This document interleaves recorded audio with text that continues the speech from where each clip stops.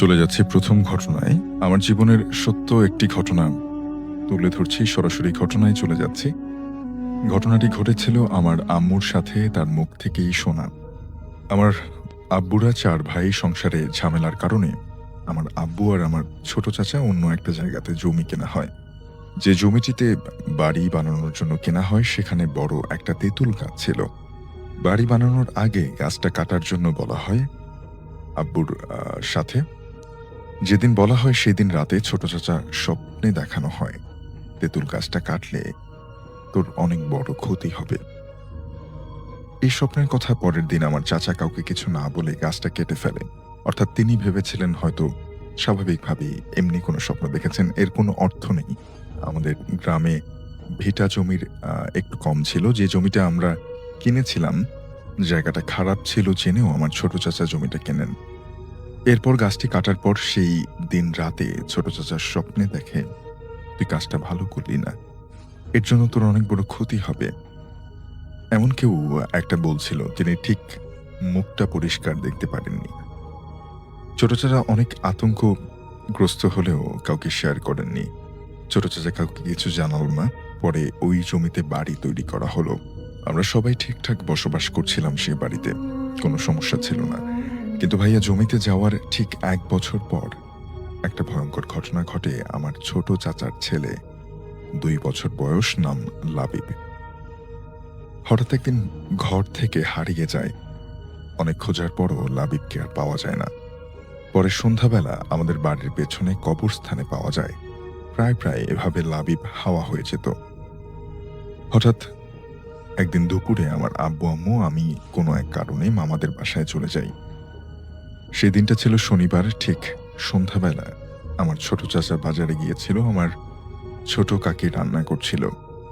এই সুযোগে লাবিবকে নিয়ে চলে যায়। অনেক খোঁজাখুঁজির করেও তাকে খুঁজতে খুঁজতে ছোট চাচা একেবারে গ্রামের শেষ মাথায় চলে যায়। তখন রাত প্রায় 1টার বেশি বেজে গেছে। আমার চাচা একাই গেছে, সাথে কাউকে নিয়ে যায়নি। গ্রামের শেষে একটা বড় বট গাছ, তার পাশে একটা ছোট নদী। ছোট চাচা গাছের গোড়ায় খোঁজাখুঁজি করতে লাগলো। হঠাৎ করে ছোট চাচার সামনে একটা কালো বিড়াল ওই নদীর দিক থেকে চলে যাচ্ছে। চাচা তখনও ভয় পায়নি। অনেকক্ষণ পর চাচার পাশে একজন বৃদ্ধা মুরব্বী, তার গায়ে সাদা কাপড়, কানের কাছে এসে ফিসফিস করে বলছে, কি করতে এসছিস তুই এদিক? চাচা একটু চমকে উঠল। হুট করে এরকম একজন লোককে দেখার জন্য তিনি প্রস্তুত ছিলেন না। তুই অনেক দেরি করে ফেলেছিস, তোর ছেলেকে মেরে ফেলেছি, তোকে মারবো, তোর ছেলে ওই দেখ, ওই পুকুর পাশে। এই কথা বলে লোকটা কোথায় যেন হাওয়ায় মিশে গেল। তখন চাচার কাছে ভালো কোনো লাইট ছিল না। ছোট চাচা ভীষণ ভয় পেয়ে চাচা নদীর পাশে দাঁড়ানো, সাথে তাকে নদীর ভিতর ফেলে দেয়া হয়। অর্থাৎ তার হাতে কোনো লাইট ছিল না। তিনি যখন ভীষণ ভয় পেয়ে সেখানে দাঁড়িয়েছিলেন, এই কথাগুলো শোনার পরে তখন তাকে নদীতে ধাক্কা দিয়ে ফেলে দেয়া হয় এবং চাচাকে মেরে ফেলার চেষ্টা করা হয়। পরে গ্রামের কিছু মানুষ খুঁজতে খুঁজতে বট গাছের গোড়ায় চলে আসে। আমার চাচা ওই নদীর ভিতর দেখতে পায় এবং তারা আমার চাচাকে বাড়ি নিয়ে আসে। পরদিন সকালবেলা ঠিক ওই নদীতে লাবিবকে মৃত অবস্থায় পাওয়া যায়। বেশ কিছুদিন পরে ছোট চাচার স্বপ্ন দেখানো হয়, তুই বেঁচে গেলি, তোর কপাল ভালো। তোকে আমি বলেছিলাম গাছ কাটিস না, কথাটা না শোনার জন্য তোর ছেলেকে হারাতে হলো। পরে আর কোনোদিন কোনো কিছু হয়নি। তো এখন যে ঘটনাটা আমি শেয়ার করব, এটি সুমন ভাইয়ের মায়ের সাথে ঘটে যাওয়া ঘটনা। ঘটনাটির সময় ছিল 1990 কি 91 সাল। সুমন ভাইয়ের বাসা হচ্ছে খুলনা জেলার রায়ের মহল এলাকায়। সরাসরি ঘটনাতে চলে যাচ্ছি। একদিন রাত্রে সুমন ভাইয়ের আব্বা এবং আম্মা কথাবার্তা বলার একটি পর্যায়ে দুজনের মধ্যে উত্তেজনা বিরাজ করে এবং কথা কাটাকাটি করতে করতে একসময় সুমন ভাইয়ের আম্মা রাগ করে ঘর থেকে বেরিয়ে যান এবং যাওয়ার সময় বলেন যে আমি সুইসাইড করব। এই কথা বলে ঘর থেকে বেরিয়ে যান। তো সুমন ভাইয়ের আব্বা বিষয়টি আসলে ওইভাবে কোনো গুরুত্ব দেন নাই, মনে করেছে এমনি হয়তোবা রাগ করে ঘর থেকে বেরিয়ে গেছে, হয়তোবা পাশের ঘরে গিয়ে বসে আছে। কিন্তু বেশ কিছু সময় পর সুমন ভাইয়ের আব্বা বুঝতে পারেন আসলেই সুমন ভাইয়ের আম্মা রাগ করে ওনাদের বাড়ির যে এরিয়া সেখান থেকে বের হয়ে গেছেন। উনি চিন্তা করলেন কি ব্যাপার, কোথায় গেল, এত রাত হয়ে গেল। উনি চিন্তিত হয়ে পড়েন এবং পাশে ওনার যারা আত্মীয় স্বজনরা ছিলেন তাদেরকেও উনি খবরটা দেন যে সুমন ভাইয়ের আম্মা তো তার সাথে রাগারাগি করে ঘর থেকে বের হয়ে গেছে এবং যাওয়ার সময় বলেছে সে সুইসাইড করবে। এখন তো আমি তাকে কোথাও পাচ্ছি না, এখন আসো তোমরা একটু খুঁজে দেখো। সবাই টর্চ নিয়ে খুঁজতে বের হন। সুমন ভাইয়ের বাসার একদম পাশেই ছিল বড় একটি পুকুর এবং সেই পুকুরের পাশে অনেক বড় একটি আম গাছ রয়েছে। কথিত আছে ওই আম গাছ কেন্দ্রিক অনেক ঘটনা অনেকেই বিভিন্ন সময় দেখেছে। তো সুমন ভাইয়ের আত্মীয় স্বজনরা কয়েকটা ভাগে ভাগ হয়ে বিভিন্ন দিকে চলে যান সুমন ভাইয়ের আম্মাকে খুঁজতে। এদিকে সুমন ভাইয়ের ফুপু এবং তার সাথে আরো কয়েকজন মহিলা ওনারা ওই পুকুর পাড়ে ওই আম গাছের দিকে যেতে থাকেন। ওনারা আম গাছের যখন কাছাকাছি এসেছে তখন একটা ভয়ঙ্কর দৃশ্য ওনাদের চোখের সামনে ভেসে ওঠে। ওনারা দেখেন সুমন ভাইয়ের আম্মা গলায় ফাঁস দিয়ে আম গাছের একটি উঁচু ডালের সাথে ঝুলছে এবং চাঁদের আলোতে স্পষ্ট দেখা যাচ্ছে সেটা। এই দৃশ্য দেখে ওনারা প্রচন্ড জোরে একটা চিৎকার দেন এবং ওনাদের চিৎকারে পাশে অন্য লোক যারা ছিল, যারা খুঁজতে বের হয়েছিলেন তারাও সেখানে চলে আসেন। চলে আসার পরে জিজ্ঞেস করেন কি ব্যাপার, কি হয়েছে। তখন তারা ঘটনাটি খুলে বলেন। অদ্ভুত ব্যাপার হচ্ছে ওনারা আম গাছের কাছে গিয়ে কিছুই দেখতে পান না, দেখেন সেখানে কিছুই নাই। তখন সবাই তাদেরকে বলে তোমরা তো ভুল দেখেছো, কিন্তু তারা বলে না না আমরা ঠিকই দেখেছি। তাহলে সুমন ভাইয়ের আম্মা কোথায় গেলেন? যখন তারা কি দেখলো, কেন চিৎকার করলো, এই বিষয়গুলো নিয়ে যখন বিশ্লেষণ চলছিল, দূর থেকে একজন বৃদ্ধ মহিলার ডাক তাদের কানে আসে। পুকুরের অপোজিট পাশেই একটি ঝুপড়ি রয়েছে, সেখানে তাদেরই দুঃসম্পর্কের এক আত্মীয়, উনি একজন বয়স্ক মহিলা সেখানে থাকেন। তখন সবাই সেখানে যান, গিয়ে দেখেন সুমন ভাইয়ের আম্মা ওই বুড়ি মহিলার সাথে বসে আছে। সবাই জিজ্ঞেস করে কি ব্যাপার, তুমি এখানে? বলে হ্যাঁ আমি এখানে। তখন বলে যে তুমি এখানে কিভাবে আসলা? তখন সুমন ভাইয়ের আম্মা বলে যে আমি বাসা থেকে বের হয়ে প্রথমে পুকুর ধারে যাই, পুকুরের ঘাটে কিছুক্ষণ বসে থাকি, তারপর আম গাছের নিচে কিছুক্ষণ বসেছিলাম। আম গাছের নিচে যখন আমি কিছু সময় বসেছিলাম তখন মনে হচ্ছিল আমার কানের কাছে কেউ ফিস ফিস ফিস ফিস করেছে। তখন আমার একটু ভয় লাগে এবং পুকুরের ওই পাশে দেখি এই চাচির ঘরে আলো জ্বলছে, উনি জেগে আছে। তখন আমি এখানে চলে আসি এবং এসে দেখি যে উনি রান্নাঘরে রান্না করছে এবং ওনার সাথে বসে আমি গল্প করছি। সুমন ভাইয়ের যে আত্মীয়া, যে মহিলারা যারা ভয়ঙ্কর একটি দৃশ্য দেখেছিলেন সুমন ভাইয়ের আম্মাকে নিয়ে, এই বিষয়টি সুমন ভাইয়ের আম্মাকে বলেন। সুমন ভাইয়ের আম্মা শুনে খুবই অবাক হন যে আমি তো আসলে ওই জায়গাটার ফিসফিস শব্দ শুনে চলে এসেছি, নিশ্চয়ই আপনারা ভুল দেখেছেন বা কোনো প্যারানর্মাল কিছু বিষয় আপনাদের সামনে দৃষ্টিগোচর হয়েছে। যাই হোক, ওখান থেকে সুমন ভাইয়ের আম্মা চলে আসেন, আবার বাসায় চলে আসেন। এই রাত্রের পর থেকে নিয়ে সুমন ভাইয়ের আম্মার সাথে আরো কিছু ঘটনা ঘটতে থাকে। তেমনই কয়েকটি ঘটনা আমি এখন আবার আপনাদের সামনে বলতে যাচ্ছি। লিসেনার্স, একদিন সুমন ভাইদের বাসার কলে পানি উঠছিল না রাতের বেলা। এশার নামাজের সময় যখন বারবার কল চাপছিল সুমন ভাইয়ের আম্মা, কিন্তু পানি উঠছিল না। তখন সুমন ভাইয়ের আম্মা চিন্তা করলেন ঠিক আছে পুকুর ঘাট থেকে আমি অজু করে আসি, যেহেতু ওনার বাসার পাশেই এই পুকুর ঘাটটি ছিল। তো উনি যখন পুকুর ঘাটে অজু করতে গিয়েছেন, অজু করে যখন উনি উঠে আসবেন, হঠাৎ দেখেন পুকুরের মাঝখান থেকে কিছু একটা সাঁতার কেটে কেটে আসছে, জাস্ট লাইক কুমির। কুমির যখন সাঁতার কেটে আসে তখন তার পিঠের একটা অংশ কিন্তু ভেসে থাকে এবং চোখ দেখা যায়, মুখের একটা অংশ ভেসে থাকে। তো সুমন ভাইয়ের আম্মা চাঁদের আলোয় স্পষ্টভাবে দেখতে পাচ্ছিলেন পুকুরের মাঝখান থেকে কুমিরের মতো কিছু একটা সাঁতার কাটতে কাটতে কাটতে কাটতে উনি যেই ঘাটের কাছে আসছেন সেদিকে আসছেন। যতই কাছে আসে ততই সুমন ভাইয়ের আম্মার কাছে মনে হচ্ছিল এটি কুমির না অন্য কিছু, মাছ না অন্য কিছু। কাছে আসছিল সুমন ভাইয়ের আম্মার কাছে মনে হচ্ছিল এই জিনিসটার মাথা অনেকটা মানুষের মতো।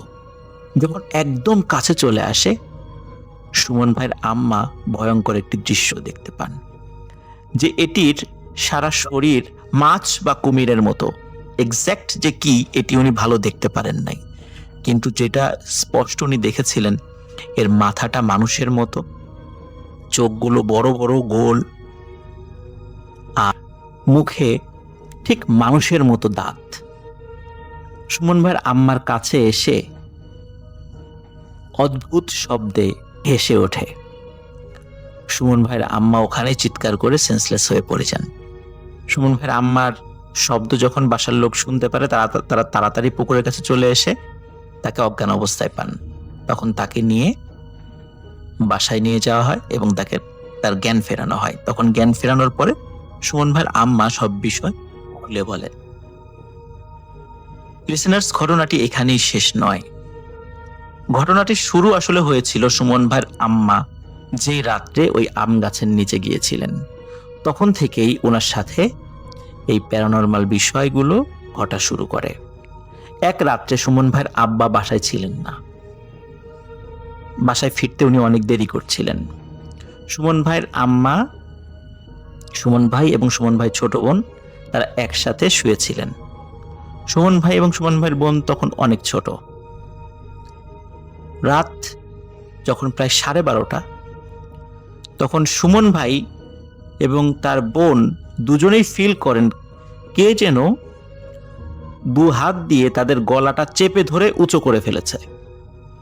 সুমন ভাই এবং সুমন ভাইয়ের বোন উভয়ই খেয়াল করেন যেই লোকটি তাদের গলা চেপে উঁচু করে ধরেছে সে আর কেউ নন, এটা তাদের মা।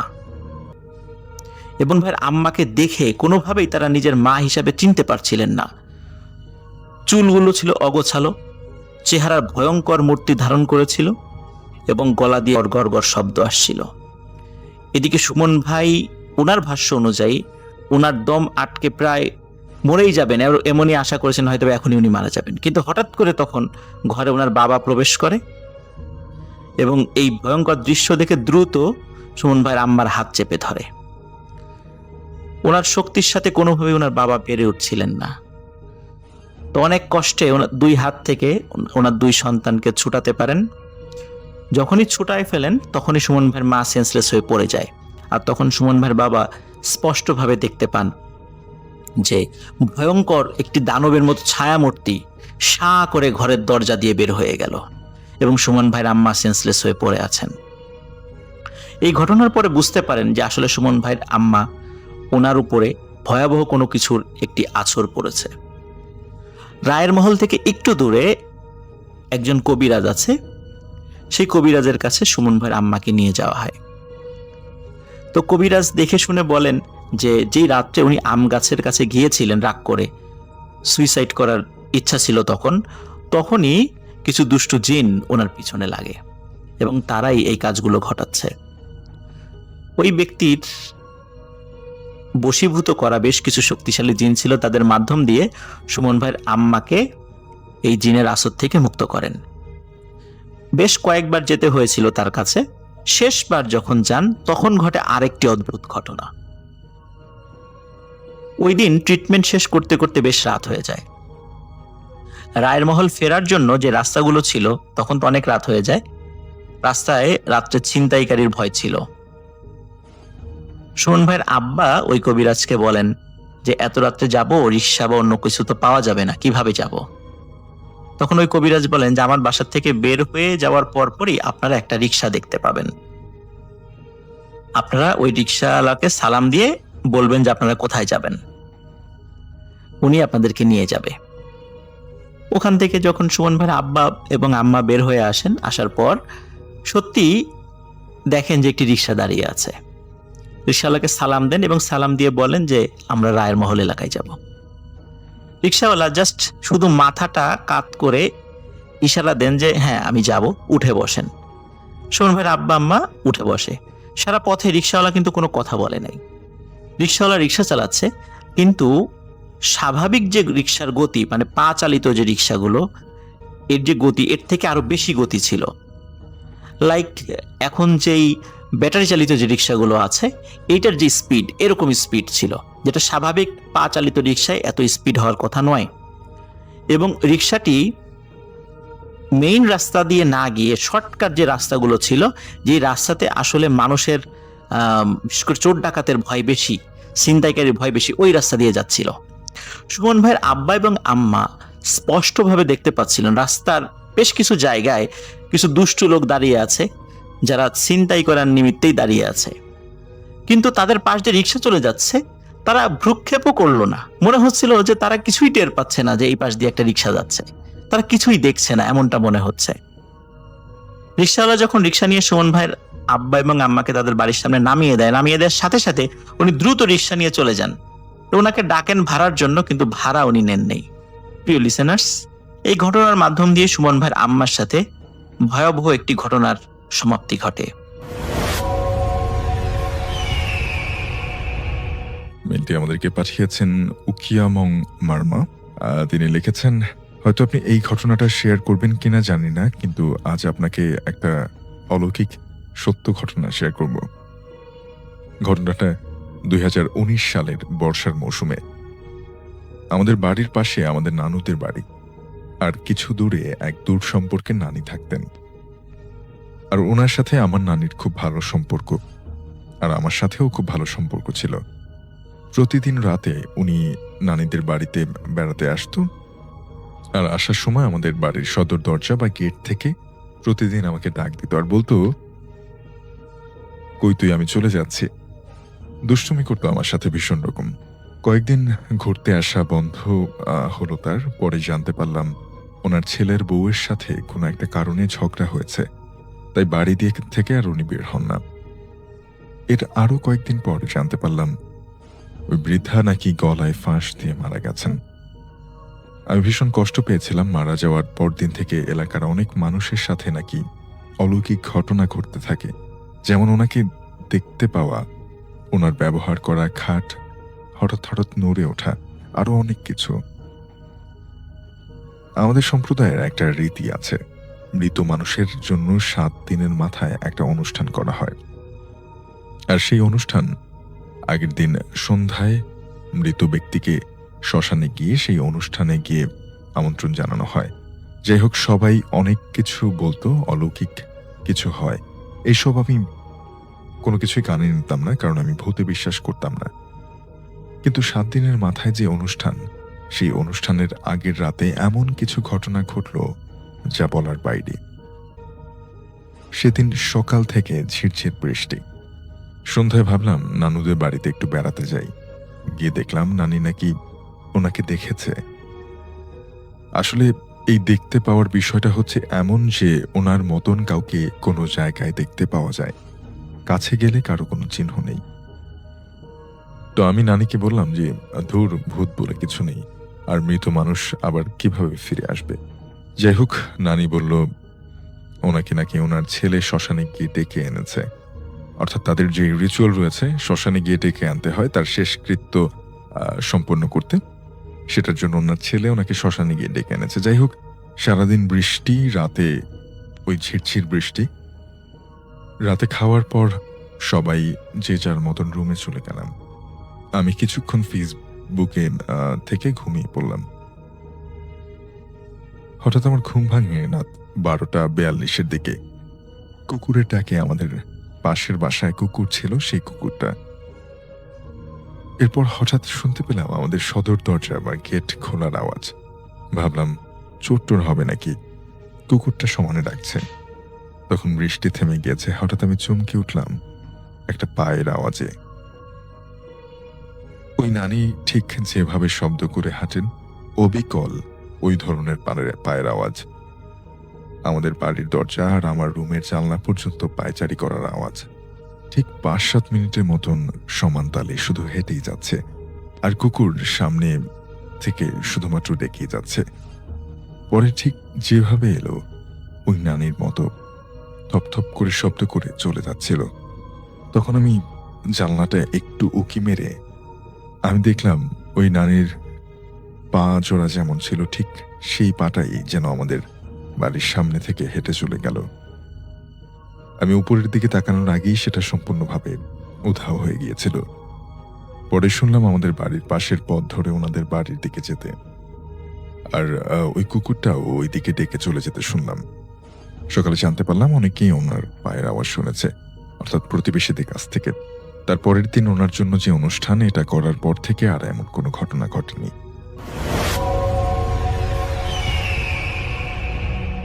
আসসালামু আলাইকুম রাসেল ভাই, আশা করছি আপনি ভালো আছেন। রাসেল ভাই, আমি শাকিল আহমেদ সুদূর লালমনিরহাট জেলা থেকে আপনাকে ঘটনা শেয়ার করছি। আর আজকে আমি যেই ঘটনাটি আপনার সঙ্গে শেয়ার করছি, এই ঘটনাটা আমাদের গ্রামের পাশের প্রায় ২০০ বছরের পুরাতন একটা কবর স্থানকে নিয়ে। যেই কবর স্থানটার মাঝখানে দাঁড়িয়ে আছে বিশাল বড় একটা ভুতুড়ে বটগাছ। রাসেল ভাই, এই বটগাছটা নিয়ে বিভিন্ন ধরনের ভয়ানক ঘটনা লোকমুখে বেশ প্রচলিত, কিন্তু আজকে আমি আপনাকে এমন একটি ঘটনা শেয়ার করতে যাচ্ছি, যেই ঘটনাটা আমি নিজেও মানে বেশ এটার সঙ্গে জড়িত আর কি।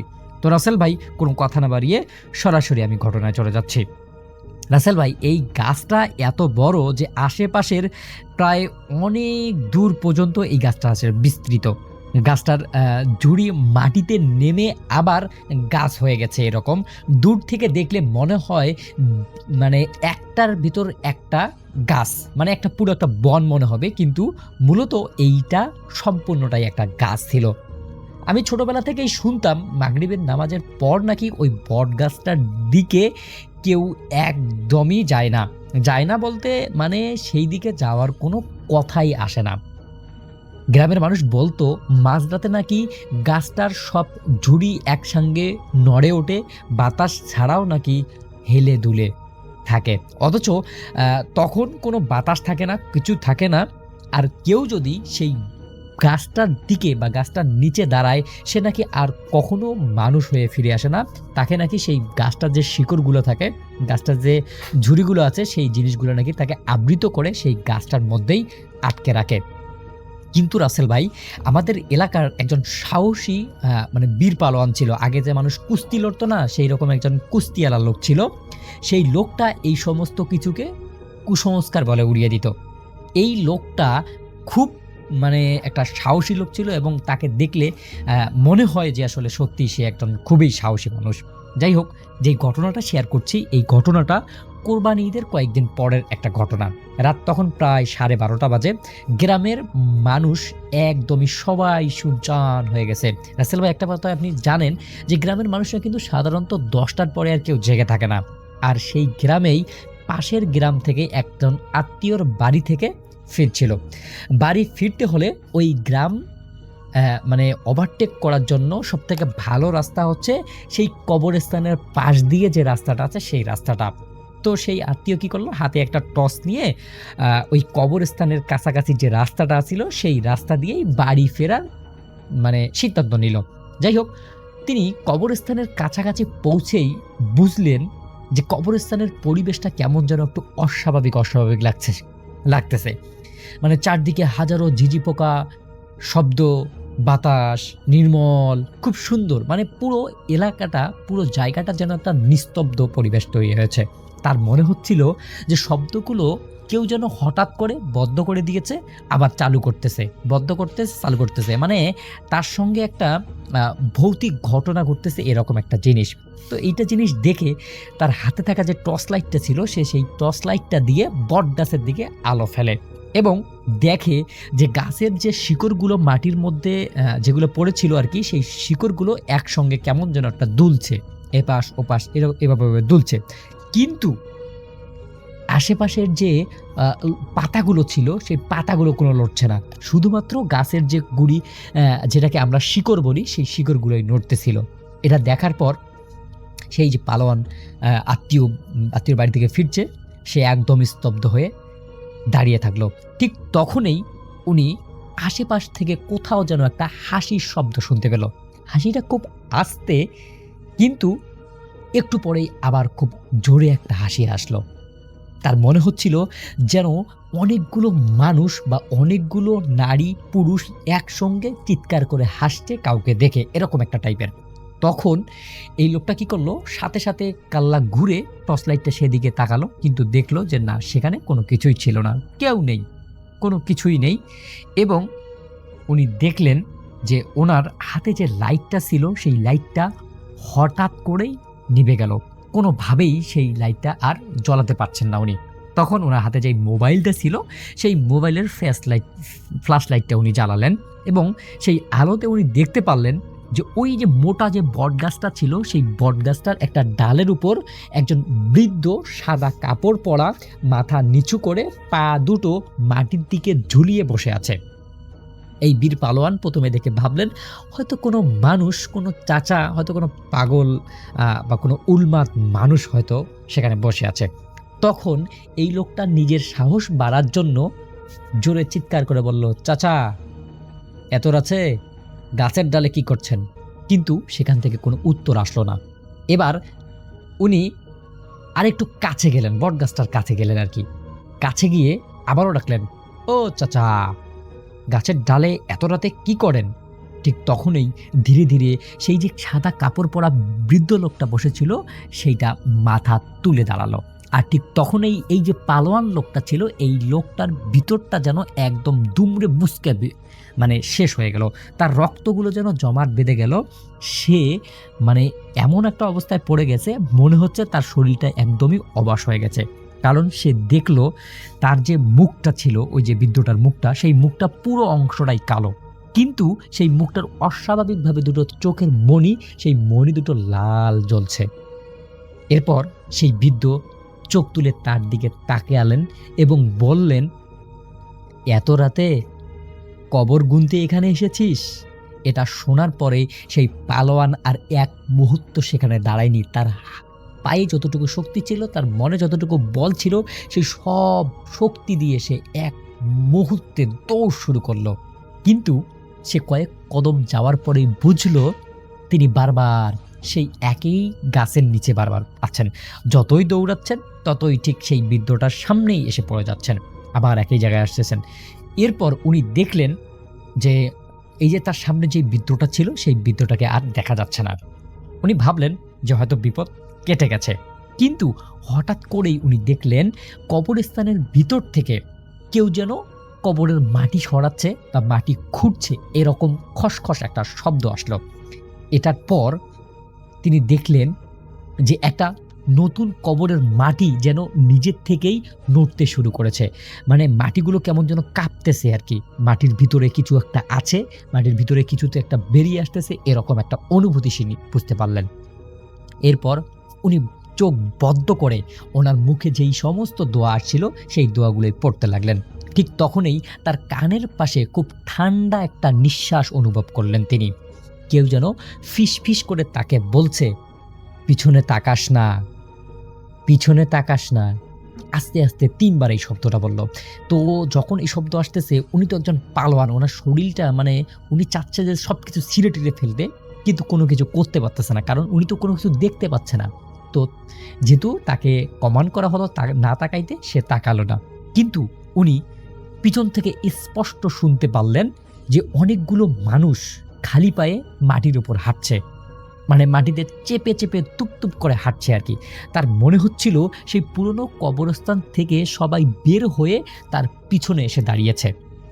তো এরকম একটা অবস্থায় ওনার হাতে যে লাইটটা ছিল সেই লাইটটা হঠাৎ করে এমনি এমনি জ্বলে উঠল। আর উনি সাহস করে এবার সামনের দিকে তাকালেন আর দেখলেন বটগাছের সব যে মানে শিকড়গুলো যে মাটির দিকে ছিল সেই সব ঝুড়িগুলো যেন নিচে নেমে এসেছে, আর প্রতিটি ঝুড়ির সঙ্গে যেন এক একজন করে মানুষ ঝুলে আছে। সাদা কাফনে মোড়া, মাথা নিচু করে যেন কিছু একটা বলছে আর ধীরে ধীরে দুলছে। এটা দেখার পর তিনি একদমই স্থির হয়ে গেল। ঠিক তখনই তাদের সামনে একসঙ্গে সবাই মাথা তুলল। আর এই পালোয়ান দেখল কারোর চোখ নেই, কারো মুখ নেই, কারো নাক নেই, কারোর চোখে শুধুমাত্র কালো গর্ত। তারপর সবাই একসঙ্গে সেই পালোয়ানের দিকে তাকিয়ে হাত বাড়িয়ে ডাকল। এই একটা মুহূর্ত উনি আসলে বলার সময় উনি কাঁপতেছিল রীতিমতো। আর ঠিক সেই মুহূর্তে নাকি উনি দেখলেন যে কোনো একজন মানুষ সাদা পাঞ্জাবি পরা তার দিকে আসতেছে। এটা দেখার পর উনি ভাবলেন যে এটা আমার মনে হয় নতুন কোনো জিন, কিন্তু উনি দেখলেন, মানে শুনতে পারলেন, কিছুক্ষণ পর শুনতে পারলেন যে সেই লোকটা কোরআনের আয়াত তিলাওয়াত করতে করতে আসছে এবং সেই শব্দ শোনার সঙ্গে সঙ্গে চারপাশটা কেমন যেন প্রচণ্ড বাতাসে কম্পিত হতে লাগলো। গাছের ঝুড়িগুলো আবারও আগের জায়গায় ঠিক হয়ে গেল, আর যে অদৃশ্য যে অবয়বগুলো ছিল সেই অবয়বগুলো যেন নিমেষেই হারিয়ে গেল। এবং এটা দেখার পর ওনার কাছে একটু ভালো লাগলো এবং উনি এক দৌড়ে কবরস্থান পার হয়ে ওনার বাড়িতে ফিরলেন। বাড়িতে পৌঁছে উনি দেখেন ওনার জামার পিছনে কাদোমাটি লেগে আছে। এরপর ওনার স্ত্রী ওনাকে দেখে চিৎকার করে উঠলেন এবং বললেন, তোমার জামার পিছনে এগুলো কি? আর দেখলেন যে তার জামার পিছনে 5টা আঙ্গুল যেন কোনো শিশু মানুষ তাকে পিছন থেকে ধরে রেখেছিল। আর সব থেকে ভয়ানক যে বিষয়টা সেটা হচ্ছে পরদিন সকালে উনি দেখেন গ্রামের সব থেকে বৃদ্ধ একজন মানুষ তার বাড়িতে অটোমেটিক সকালে এসে বসে আছে এবং তাকে বলছে যে গাছটার নিচে তুই দাঁড়িয়েছিলি, তার শিকড়ের নিচে বহু বছর আগে অচেনা কয়েকজন মানুষের কবর ছিল। এক ভয়ানক মহামারীর সময় তাদের পরিচয় না জেনেই সেখানে দাফন করা হয়েছিল। তারপর থেকেই গভীর রাতে ওই গাছের নিচে কেউ বেশিক্ষণ দাঁড়ালে নাকি এমন কিছু দেখা যায় যা মানুষের দেখা উচিত নয়। আর সেই দিনের পর থেকে সেই পালোয়ান রাতের বেলায় কখনোই দূরে যায়নি, যতই তার শক্তি থাকুক না কেন, যতই তার শক্তির বড়াই থাকুক না কেন। কিন্তু রাসেল ভাই, ওই যে গাছটা ছিল সেই গাছটা দিনের বেলাতেও যেন ভয়ঙ্কর আর কখনো দাঁড়ায়নি। কারণ কিছু গাছ আছে শতবর্ষী, কিছু গাছ আছে ভয়ানক, আর কিছু গাছ আছে ইতিহাসকে মনে করে দেয়। কিছু গাছ আছে 100 বছরের বেশি সময় ধরে এমন সব রহস্য নিজের শিকড়গুলো দিয়ে লুকিয়ে রাখে, যেগুলো মানুষ না জানলেই হয়তো শান্তিতে বাঁচতে পারবে মনে হয়। রাসেল ভাই, আজকে যেই ঘটনাটি আমি আপনার সঙ্গে শেয়ার করলাম, এই ঘটনাটি যদি আপনার কাছে ভালো লাগে তাহলে অবশ্যই প্রিয় লিসেনার্সদের কাছে শোনাবেন। আমার বয়স যখন 13, তখন আমার দাদা হঠাৎ মারা যায় 2007 সালে। রাত 2টায় মারা যাওয়ায় আমরা কুমিল্লা শহর থেকে গ্রামে রওনা দিই। এত রাতে কোথাও যার গাড়ি পাওয়া যাচ্ছিল না। আমি, আমার মা, ছোট বোন, বাবা গাড়ির জন্য অপেক্ষা করছিলাম। 20-30 মিনিট হঠাৎ কোথা থেকে যেন একটা সিএনজি আমাদের সামনে এসে দাঁড়ালো। ড্রাইভারটা ছিল বয়স্ক, মুখে ছিল চাদর দিয়ে ঢাকা। এসে বলল, নোয়াগাঁও যাবেন? আমরা সবাই তো অবাক, কি ব্যাপার, সে আমাদের গ্রামের নাম জানলো কিভাবে? দাদার মৃত্যুর শোকে 7-5 না ভেবে আমরা ওই সিএনজিতে উঠে যাই। রাতের অন্ধকারে সিএনজি চলছিল, কিন্তু গতি ছিল খুবই অস্বাভাবিক। কিন্তু দাদার মৃত্যু শোক আমাদেরকে এতটাই ঘিরে ধরেছিল, কোনো স্বাভাবিকভাবেই আমাদের তা স্পর্শ করতে পারেনি। আমি ঘড়িতে দেখলাম 1:45 বাজে। মেঠো পথ দিয়ে এগিয়ে চলছিলাম আমরা। রাতের অন্ধকার এতটাই বেশি ছিল যে আমরা কোথায় আছি তা আমরা আসলে থিত করতে পারছিলাম না। এটা আমাদের চাঁদপুরের ভাষা, বুঝতে পারছিলাম না। কিছুক্ষণ পর আমি আবার ঘড়িতে দেখি 1:45। ভাবলাম ঘড়ি নষ্ট হয়ে গেছে, কিন্তু তা যে অশনি সংকেত তা আমরা বুঝতে পারিনি। হঠাৎ কানে কেমন গোঙানির শব্দ আসতে লাগলো ড্রাইভারের কাছ থেকে। আমরা ভাবলাম হয়তো অসুস্থ হয়ে গেছে, তাই এমনভাবে নিঃশ্বাস নিচ্ছে। 1 ঘন্টা পর আমরা বাড়িতে পৌঁছাই, কিন্তু গাড়ি থেকে নেমেই কেন জানি শরীর ভারিয়ে ওঠে। গোমট আবহাওয়া আর চাপা কান্নার শব্দ। ভাবলাম হয়তো ফুপুর কান্না। ভাড়া দেওয়ার মুহূর্তে সিএনজি নেই, আশেপাশে কোথাও নেই। আমরা বাড়িতে প্রবেশ করলাম, কিন্তু আশ্চর্য হলাম তখন যখন দেখলাম বাড়িতে একজন লোকও নেই, কিন্তু এত কান্নার শব্দ আসছে কোথা থেকে। ভয় পেয়ে গেলাম। কিছুক্ষণ পর দেখলাম কিছু অবয়ব খাটিয়া নিয়ে আসছে। চারিদিকে শুধু চাপা কান্নার শব্দ। এসব ঘরগুলো ছিল লাল ফিতা দিয়ে বাঁধা। আমরা বুঝলাম কোনো অশরীরীর পাল্লায় পড়েছি আমরা। আমার মা আর ছোট বোন কারা যেন নাম ধরে ডাকছে, আয় আয় আয় তোরা আয়, কিন্তু আশেপাশে কাউকে দেখা যাচ্ছিল না, শুধু লাশের খাটিয়া দেখা যাচ্ছিল। তখন আমার মা আর ছোট বোনকে দেখলাম হেঁটে চলে যাচ্ছে। আমরা বুঝলাম ওরা বশীভূত হয়ে গেছে। আমি আর বাবা ওদের খুঁজতে লাগলাম। তখন দেখলাম কালো কিছু অবয়ব তাদের চারপাশে ঘুরছে। আমি ওখানে যেতে চাইলে বাবা বাধা দিলে বলল, অপেক্ষা করো। তখন কিছু লোক এগিয়ে আসছে বাড়ির দিকে, কিন্তু সবার মুখ কালো চাদরে ঢাকা। একজন আমাদেরকে বলল, চলেন আমাদের সাথে। আমরা সেই খাটিয়ার কাছে গেলাম। চারিদিকে শুধু অবয়ব আর অবয়ব। তারা খাটিয়াকে থাকা লোকটার কাফন খুলে ফেললো আর আমাদের লক্ষ্য করে বলতে লাগলো, তোদের পালা এবার। আমি ভয়ে চিৎকার করে কান্না করতে লাগলাম। তখন তারা লাশটিকে সামনে থেকে সরিয়ে দিল এবং ধমক দিয়ে অবয়বগুলো ধমক দিতে লাগলো। তখন আমার মা আর ছোট বোন ওদের হাতে বন্দি। ওদের অট্ট হাসি আর চাপা কান্নায় কিছুক্ষণ পর আমি আর বাবা জ্ঞান হারাই। যখন হুঁশ আসে, চারিদিকে আজানের শব্দ শুনতে পাচ্ছি আর দেখতে পাই ঘিরে থাকা অনেক মানুষ। আমাদের সবাইকে খোলা মাঠে পাওয়া যায়, আর স্থানটি আমাদের পাশের গ্রামে ছিল। আশ্চর্য কথা হলো, আমাদের 4 জনের কপালই লাল টিকা দেওয়া ছিল। সবার হুঁশ ফেরার পর আমরা বাড়িতে যাই। বাদ জোহর দাদার জানাজা হয়। পরে সব স্বাভাবিক হলে আমরা সবার কাছে ঘটনাটাই বলি।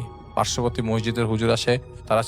তিনি ছিলেন বড় আলেম। তিনি আমাদের পড়াতে পানি দেন, তাবিজ দেন আর জিন চালান দিয়ে জানতে পারেন ওই দিন রাতে আমরা যে সিএনজিতে আসি ওইটা খারাপ জিন ছিল এবং তাদের উদ্দেশ্য ছিল আমাদেরকে মেরে ফেলা। কিন্তু আজান দিয়ে দেয় বাবার আয়াতুল কুরসি পড়ার কারণে আমাদের তেমন ক্ষতি করতে পারেনি। ওই রাতের ঘটনা আমার পরিবারকে ভয়ের মধ্যে রেখেছে। আমরা স্বাভাবিক হতে পারছি না এবং মাঝে মধ্যেই আমাদেরকে যখন এই জিনিসটা পেয়ে বসে আমরা অন্য কিছু চিন্তা করতে পারি না।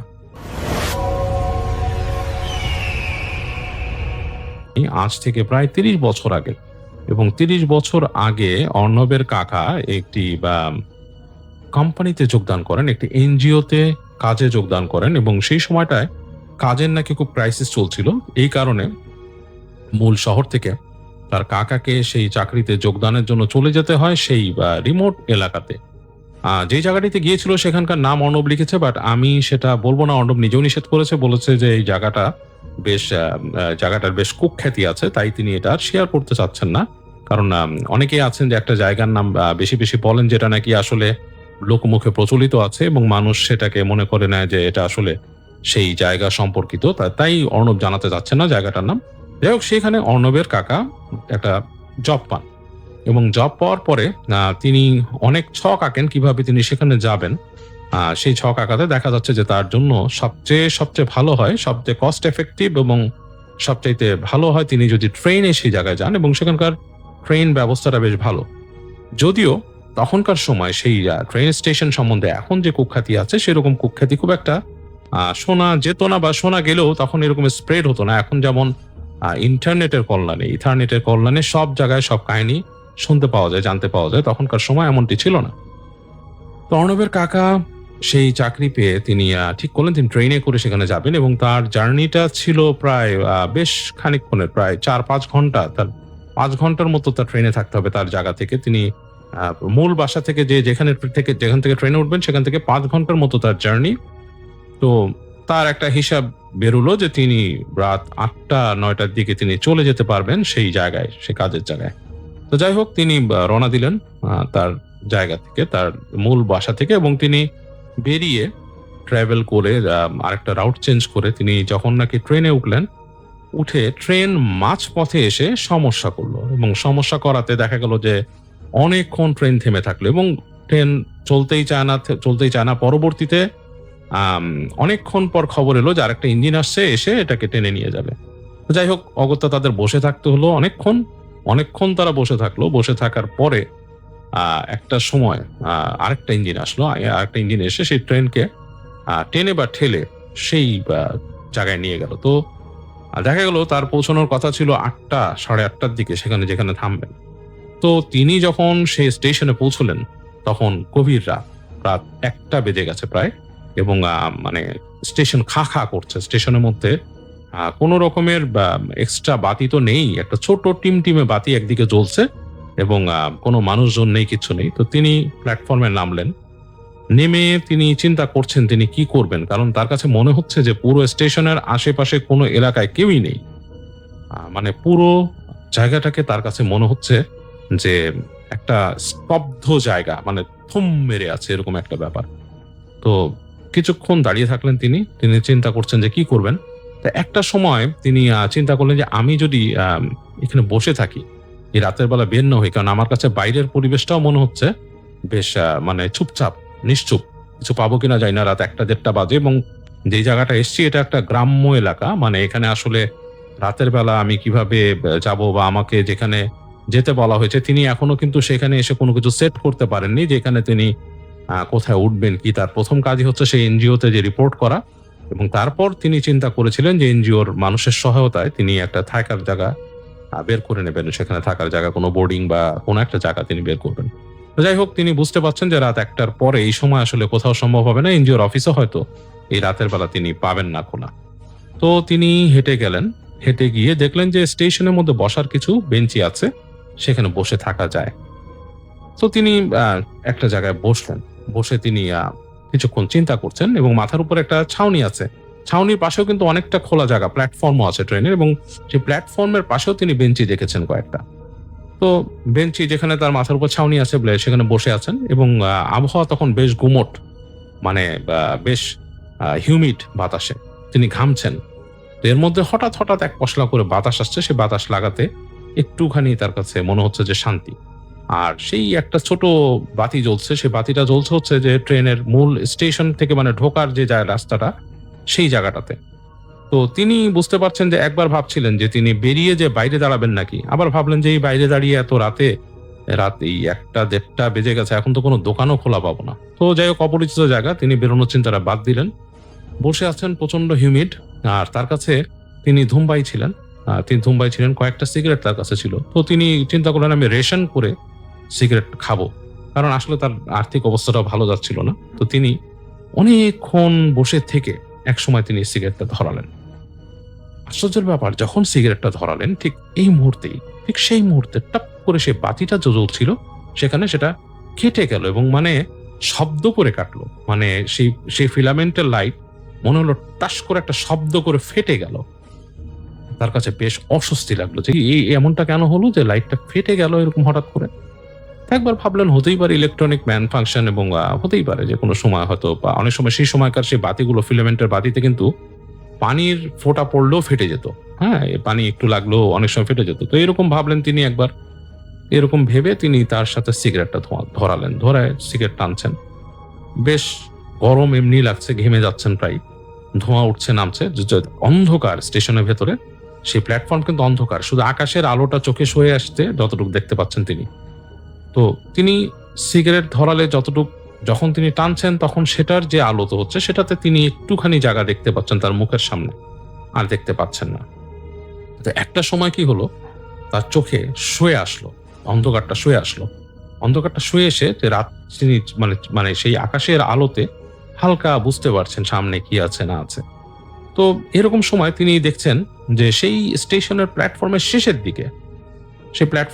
দিকে মনে হচ্ছে কেউ হাঁটছে, মানে পায়চারি করছে প্ল্যাটফর্মের মধ্যে, মানে এই মাথা টু ওই মাথা না, মানে প্ল্যাটফর্মের যে মানে প্রস্থ অংশটা, মানে ছোট অংশটা যেখান থেকে বেঞ্চি টু প্রান্তটা আর কি, যেখান থেকে রেল লাইন গেছে, সেখানে কেউ হাঁটছে।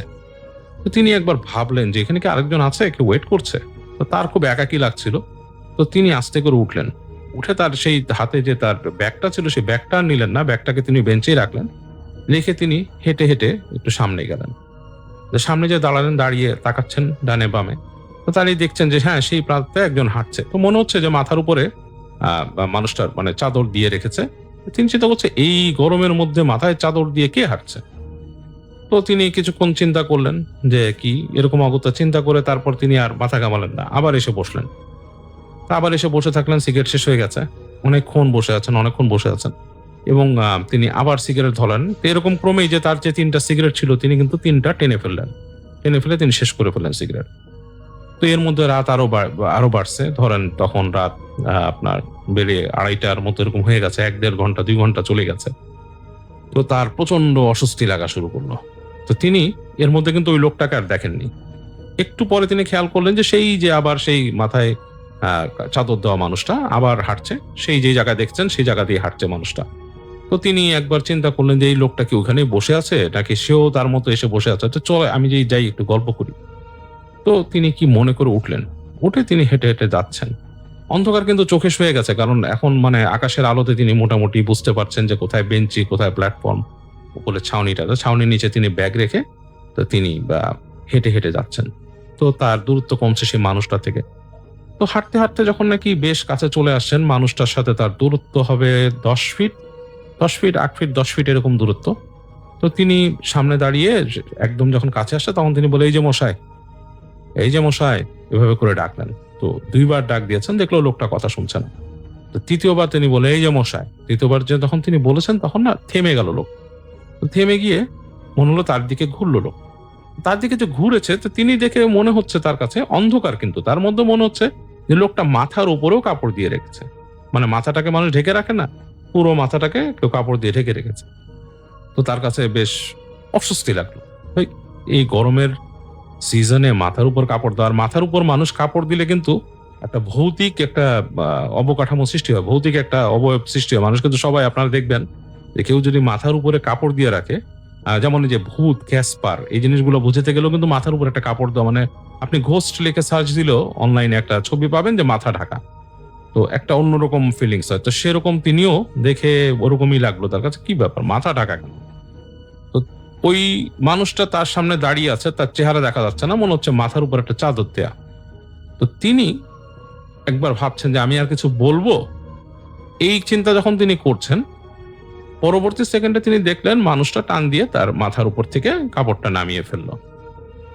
মানুষটা যখন কাপড়টা নামিয়ে ফেললো তার বুকের মধ্যে ধক করে উঠলো, কারণ তিনি দেখলেন অন্ধকারে মানুষটার ঘাড়ের উপর থেকে আর কিছু নেই, শুধু ঘাড়টা আছে, তার কোনো গলা নেই, মাথা নেই, শুধু একটা মানুষ তার ধর নিয়ে দাঁড়িয়ে আছে এবং সেই ধরটা তার দিকে হেঁটে আসা শুরু করলো। তিনি তার সারা শরীরে গুজবাম্প ফিল করলেন এবং তিনি মানে এক দৌড় দিলেন, পেছন ফিরে দৌড় দিলেন, মানে মোমেন্ট অফ রিফ্লেক্স, মানে একটা অটোমেটিক রিফ্লেক্সে তিনি দৌড় দিলেন এবং তিনি তার ধর্ম মতে তিনি জব করা শুরু করলেন এবং দৌড়ালেন। তো দৌড়াচ্ছেন তিনি, কয়েক সেকেন্ডের মধ্যে তিনি দৌড়ে এসে পড়লেন তার ব্যাগের কাছে এবং তিনি ব্যাগটাকে থাবা দিয়ে নিলেন। তার আর কিছু খেয়াল নেই, তিনি দৌড় দিয়ে মূল রাস্তা দিয়ে, মানে মেন যে গেটটা দিয়ে বেরোনো সেখান থেকে বেরোলেন এবং তিনি বেরিয়ে গিয়ে যখন নাকি মূল স্টেশনের প্রধান ফটকে, মানে প্রধান গেটে পৌঁছাইছেন, তখন তিনি দেখলেন যে ওইখানে একটা কেচি গেট ছিল, মানে যেটাকে বলা হয় কেচি গেট, হ্যাঁ, কলাপসিবল গেট যেটাকে বলা হয়, সে কেচি গেট ছিল। তিনি দেখলেন ওখানে কেচি গেটটা লাগানো, শার্ট করা, মানে স্টেশন থেকে বেরোনোর রাস্তাটা বন্ধ, সেখানে তালা ঝুলছে আর সেখানেও আলো নাই। কয়েক সেকেন্ডের জন্য তিনি ফ্রিজ হয়ে গেলেন এবং তিনি পর মুহূর্তে দেখলেন সিঁড়ি দিয়ে, সেই যে সিঁড়ি দিয়ে তিনি নামছেন, সেই সিঁড়ি দিয়ে সেই ধরটা নেমে আসছে, মানুষের শরীরটা নেমে আসছে, মাথা নেই। তো উনি আসলে হিতহিত জ্ঞান শূন্য হয়ে ওখানে পড়ে গেলেন, তার আর কিছু খেয়াল নেই। তো অর্ণবের কাকার পরদিন হুঁশ ফিরছিল দিনের বেলা, তখন অলরেডি অনেক আলো এবং মানুষজন ঝুঁকে আছে তার দিকে, মানুষ পানি দিচ্ছে মুখে। তো তিনি তাকালেন এদিক ওদিক, তিনি বেদিশার মতো অবস্থা, কিছুই বুঝতে পারছেন না। তো মানুষজন বললো, কি হয়েছে, আপনি এখানে রাত্রে আসছেন কেন? স্টেশনে তো মানুষ আসে না রাতের বেলা, আপনাকে এই স্টেশনে কে নামাই দিল রাতের বেলা এবং কেন নামাই দিছে? স্টেশনটা বন্ধ থাকে। তো তিনি অবাক হয়ে গেলেন যে তাহলে কি হলো, উনি তো, উনার ট্রেন নষ্ট হলো, ট্রেন এসে তাকে এখানে নামাই দিয়ে গেল, তার স্পষ্ট মনে আছে। কিভাবে তিনি এখানে আসলেন এবং মানে এটা তার কাছে পুরো মিস্টিরিয়াস একটা ব্যাপার। যদি এই স্টেশনটা বন্ধই থাকে তো তাকে কিভাবে রাতের বেলা এখানে ট্রেনটা নামাই দিয়ে গেল? এবং তিনি রাতের বেলা নাকি স্টেশনটা মানে রাতে বন্ধ থাকে, সন্ধ্যার পরে ট্রেন নাকি এখানে থামে না। তো যাই হোক, তো এবং সেখানকার নাকি দুর্নাম আছে। তো যাই হোক, তাকে বের করা হয়েছে যে দিনের বেলা তাকে নাকি ওখানে পড়ে থাকতে দিচ্ছে, সেখানে চালা আছে, চালা আসছে, এসে পড়ে থাকতে দেখছে, সে সাথে সাথে সেখানকার যে স্টেশন মাস্টার তাকে খবর দিছে এবং তারা এসে তাড়াতাড়ি তালা খুলে তাকে বের করছে। এবং তারা তো বলা বলি করতেছিল যে এটা আসলে একটা মানে আরেকটা কেস যুক্ত হলো, যে এই স্টেশন সম্বন্ধে যতগুলো কথা প্রচলিত আছে তার মধ্যে আরেকটা কেস এই অর্ণবের কাকা, তিনি এরকম। তবে খুবই মিস্টিরিয়াস ছিল যে রাতের বেলা তাকে কোন ট্রেন এখানে ড্রপ করে গেল বা ট্রেন কিভাবে তাকে এখানে ড্রপ করলো, এটাও একটা মিস্টিরিয়াস ব্যাপার। এখানে আসলে ড্রপ করার কথা না থাকে, সাধারণত নাকি মানে আরো পরবর্তী একটা স্টেশনে যে ড্রপ করে আসে, কেউ আসলে সেখান থেকে ঘুরে আসতো। তো যাই হোক, এই ছিল অর্ণবের কাকার একটা কাহিনী। আপনাদের কাছে কেমন লেগেছে আমি জানি না, আমার কাছে বেশ ইন্টারেস্টিং লেগেছে। আমি কিন্তু এই ধরনের ট্রেন স্টেশনের কাহিনীগুলো খুব খুব এনজয় করি। যেমন এরকম আমি কাহিনী আরেকটা শুনেছিলাম, একটু এরকম একটা ছোট্ট কাহিনী, যে একবার এরকম রাতের বেলা একজন সময় জিজ্ঞেস করতে যেয়ে, এরকম বাংলাদেশেরই কোন একটা স্টেশনে নাকি একজন মানুষকে সময় জিজ্ঞেস করতে যেয়ে দেখছিল যে সেই মানুষটা চোখের জায়গায় চোখ নেই, গর্ত হতেই পারে, মানুষটা কোনো মানুষ অন্ধ থাকতে পারে, কিন্তু তা না। মানুষটা যখন সে সময় জিজ্ঞেস করছে, তার দিকে তাকিয়েছে এবং তার চোখের জায়গায় গর্ত, এবং সে তখন হাসি দিয়েছে। হাসি যখন হেসেছে তখন দেখেছে তার মুখের ভেতর কোনো দাঁত নেই, পুরো মাড়ি শূন্য, মানে শূন্য মাড়ি, দাঁত ছাড়া শূন্য মাড়ি, এবং চোখের জায়গায় চোখ নেই, কিন্তু সে হাসছে এবং সেই অন্ধ চোখ দিয়ে সেই মানুষটার দিকে তাকিয়ে আছে। তো যে এরকম ঘটনার সম্মুখীন হয়েছিল তিনিও নাকি ফেইন্ট হয়ে গিয়েছিলেন। আসসালামু আলাইকুম রাসেল ভাই, আশা করছি আপনি ভালো আছেন। রাসেল ভাই, আমি আজকে আপনার সঙ্গে একটি ঘটনা শেয়ার করতেছি, যেই ঘটনাটা একটি পাহাড়ি অঞ্চলের ঘটনা। যে ঘটনাটা আমি আমার একটা বন্ধুর কাছ থেকে শুনেছিলাম। তো আমি কোনো কথা না বাড়িয়ে সরাসরি ঘটনায় চলে যাচ্ছি। তো রাসেল ভাই, যখন পাহাড়ি অঞ্চলের মানুষরা আর কি নিজেদের কাজকর্ম করে, তখন বা সেই সময়টাতে তারা তাদের ব্যাকআপ হিসেবে বা তাদের কি বলে একটু সেফটি হিসেবে একজন মানুষকে পাহারা দেয়, পাহারা দেওয়ার জন্য দায়িত্বে রাখে। কারণ কাজ করার সময় সবাই বিভিন্ন ব্যস্ততার মধ্যে কিন্তু সময় পার করতে হয়, অনেক মনোযোগ দিয়ে কাজ করতে হয়। তো এই কারণে তারা যখন পাহাড়ের ভিতরে কাজ করার বা কোনো কিছুর জন্য প্রবেশ করে, তখন সেই পাহাড়ের যে মানে মেইন দরজা বা যেটা দিয়ে মানে যেটার থেকে একজন দাঁড়ালে সব কিছু দেখতে পারবে, এরকম একজন লোককে তারা সবসময় পাহারাদার হিসেবে রাখতো। তো একদিন আমার যে ফ্রেন্ডটা আমাকে ঘটনাটা পাঠিয়েছে, ওর আব্বু আম্মু এবং ওর যে পরিবারের সদস্যরা, তারা সবাই মিলে কাজ করতে যায়। আর রাসেল ভাই, একটা কথা কিন্তু আপনি হয়তো জানেন যে যারা পাহাড়ি অঞ্চলে থাকে, যেমন সাঁওতাল, মারমা, চাকমা, এরা কিন্তু সবসময় মানে মানে এদের যে অধীনস্থ যে নারী আছে বা এদের অধীনস্থ যে কি মহিলারা আছে, তাদেরকেও কিন্তু সমানভাবে কাজ করতে হয়, বাইরেও কাজ করতে হয় এবং কিন্তু বাড়ির রান্নাবান্নাও তাদেরকে সামাল করতে হয়। তো এই ঘটনাটা আমার ওই বন্ধুর একটা বোনকে নিয়ে। তো তারা যখন ওই মানে কাজ করার জন্য যেখানে গেছে, তো যাওয়ার পর তারা আর কি ওই বনের বিভিন্ন রকমের কাঠ, তারপরে হচ্ছে বিভিন্ন রকমের ফলমূল, বিভিন্ন রকমের তারা যে চাষাবাদ করে, সেই চাষাবাদগুলো তুলতে গেছিল। তো তুলতে তুলতে একটা সময় তারা দেখে যে তারা যে একজন বোনকে নিয়ে গিয়েছিল, তার বোনকে, সেই বোনকে সে খুঁজে পাচ্ছে না। তো খুঁজে যখন পাচ্ছে না, তখন তারা তো বেশ খানিকটা চিন্তিত হয়ে পড়ে যে কিরে, হঠাৎ করে এই কোথায় গেল। তখন ওই আমার বন্ধুর যে বাবা আছে, ওই মনে করেন উনি বলতেছে হয়তো উনি ওই বাড়ি চলে গেছে, একজন বাড়িতে খোঁজ খবর নাও। আর বাকি যে 2-3 জন ছিল তাদেরকে একটু আশেপাশে খোঁজ খবর নেওয়ার কথা বলে, এবং তাদের পাহারা দেওয়ার জন্য যে একজন লোক ছিল তাকে বলে যে তুমি দেখেছো কিনা। তো ওই পাহারাদার বলে যে না, আমি তো এমন কাউকে কোনো কিছু দেখিনি, আপনারা একটু ভালো করে খোঁজ খবর করেন। তো যখন যেই ভাইকে আর কি, ওই আমার বন্ধুর যেই ভাইকে বাড়িতে পাঠানো হয়েছে, সে বাড়িতে খোঁজ খবর নিয়ে দেখে যে না, সেখানে যায়নি। তো তারপর ওই আমার বন্ধুর বাবা খুব বেশি টেনশনে পড়ে যায়, তাহলে এই মেয়েটা গেল কোথায়। তখন চারদিকে যত পাহাড়িয়া ছিল তারা সবাই খোঁজ খবর করতে শুরু করে। খোঁজ করতে করতে করতে করতে করতে তারা মানে সেই রাতটা ওদের একদম মানে চলে যায়। এত রাতে খোঁজাখুঁজি করে তারপরেও কিন্তু পায় না। এবং পরদিন সকালবেলা ওই যে আমার যে বন্ধুর বোনটা আছে, সেই বোনটাকে ওরা একটা শ্মশান ঘাটের সামনে পায়। আর রাসেল ভাই, পাহাড়ি অঞ্চলের শ্মশানগুলো একটু অদ্ভুত টাইপের। ওখানে আসলে আমাদের এই এলাকার যেমন পাহাড়ে মানে শ্মশানগুলো যেমন নদীর ধারে বা সামনে কিছু পানি আছে, এই রকম টাইপের, কিন্তু ওদের ওখানে ওই রকম সিস্টেম নাই। ওদের ওখানে তো পাহাড়ি অঞ্চলে তো পানি ওরা ওইভাবে পায় না। তো ওরা সাধারণত এই শ্মশানগুলো একটু করে একটু জঙ্গল টাইপের, সামনে জঙ্গল আছে, ওরা ওই সম্পূর্ণ কাজকর্ম করে এই যে অবশিষ্ট যে ছাই থাকে বা অবশিষ্ট যে অংশগুলো থাকে, সেই অংশগুলো এই জঙ্গলের মধ্যে আর কি ফেলে দেয়। তো এই জন্যই ওরা সাধারণত জঙ্গলের মধ্যেই ওদের শ্মশানগুলো রাখে। তো এইরকম একটা জঙ্গলের সামনে যখন ওর বোনকে পায়, ওরা তো সবাই অবাক হয়ে যায় যে আসলে এটা নিয়ে কী হলো, এর সাথে হঠাৎ করে কি হলো, আমরা তো কোনো কিছু জানতে পারিনি। তখন তাদের মধ্যে কবিরাজ আছে, আসলে তাদের তো কবিরাজ বলে না, তারা বলে ওঝা। ওই ওঝা আছে, ওই তাদের মধ্যে ওঝার কাছে নিয়ে যাওয়া হয় তার বোনকে। তো ওঝা প্রথমে পরীক্ষা নিরীক্ষা করে দেখে যে তার বোন কোনো সমস্যা হয়নি, শুধুমাত্র অজ্ঞান হয়েছে ভয় পাওয়ার কারণে। তো অজ্ঞান যখন হয়েছে তখন ওর বোনকে আর কি কয়েকটা গাছটান্ত ওষুধ দেয় এবং একটা তাবিজ দেয়। সেই তাবিজ নিয়ে ওর বোনটা চলে আসে। কিন্তু রাসেল ভাই, এখানে একটা বিষয় হচ্ছে, তারা কিন্তু তার বোনকে আসলে জিজ্ঞাসা করে না যে কি হয়েছে বা কেমনে কি হইলো, এটা কিছু বলে না। এবং ওই যে তাদের ওঝা যে ছিল, এই ওঝাটাও তাদেরকে বলে যে এই মেয়েটাকে কিছু জিজ্ঞাসা করার আগে দরকার নেই, আগে দেখো যে ওর অ্যাক্টিভিটিসগুলো কি হয়। যখন ওর কোনো মানে ব্যবহার আচার আচরণগুলো অন্যরকম মনে হবে, তখন সাথে সাথে আমার কাছে নিয়ে আসবা। তো ওরা ওর বোনকে কোনো কিছু জিজ্ঞাসা করে না, কি হয়েছে কি না হয়েছে, এগুলো কেউ কোনো কিছুই জিজ্ঞাসা করে না। তো না হওয়ার পর ওর বোন আবার স্বাভাবিক, মানে 2-1 দিন স্বাভাবিক থাকে। স্বাভাবিক থাকার পর তৃতীয় দিনের দিনে হঠাৎ করে তার বোনটা ওই যে কি বলে, ওই যে তাদের রুম থেকে উধাও হয়ে যায়। হঠাৎ করে দেখে যে রুমের মধ্যে তার বোন নাই। এবার তো তারা খুব বেশি চিন্তিত হয়ে যায়, আর তো তাকে খুঁজে পাওয়া যাচ্ছে না। তো এখন আশেপাশে চতুর্পাশে তারা একদম ধন্য হন্যার মতো করে খুঁজে, কিন্তু কোনোখানেও তার বোনকে খুঁজে পায় না। যখন খুঁজে পায় না, তখন তাদের একটা সন্দেহ হয়, আবারও কি সেই শ্মশানঘাট আছে কিনা, ওখানে গেছে কিনা।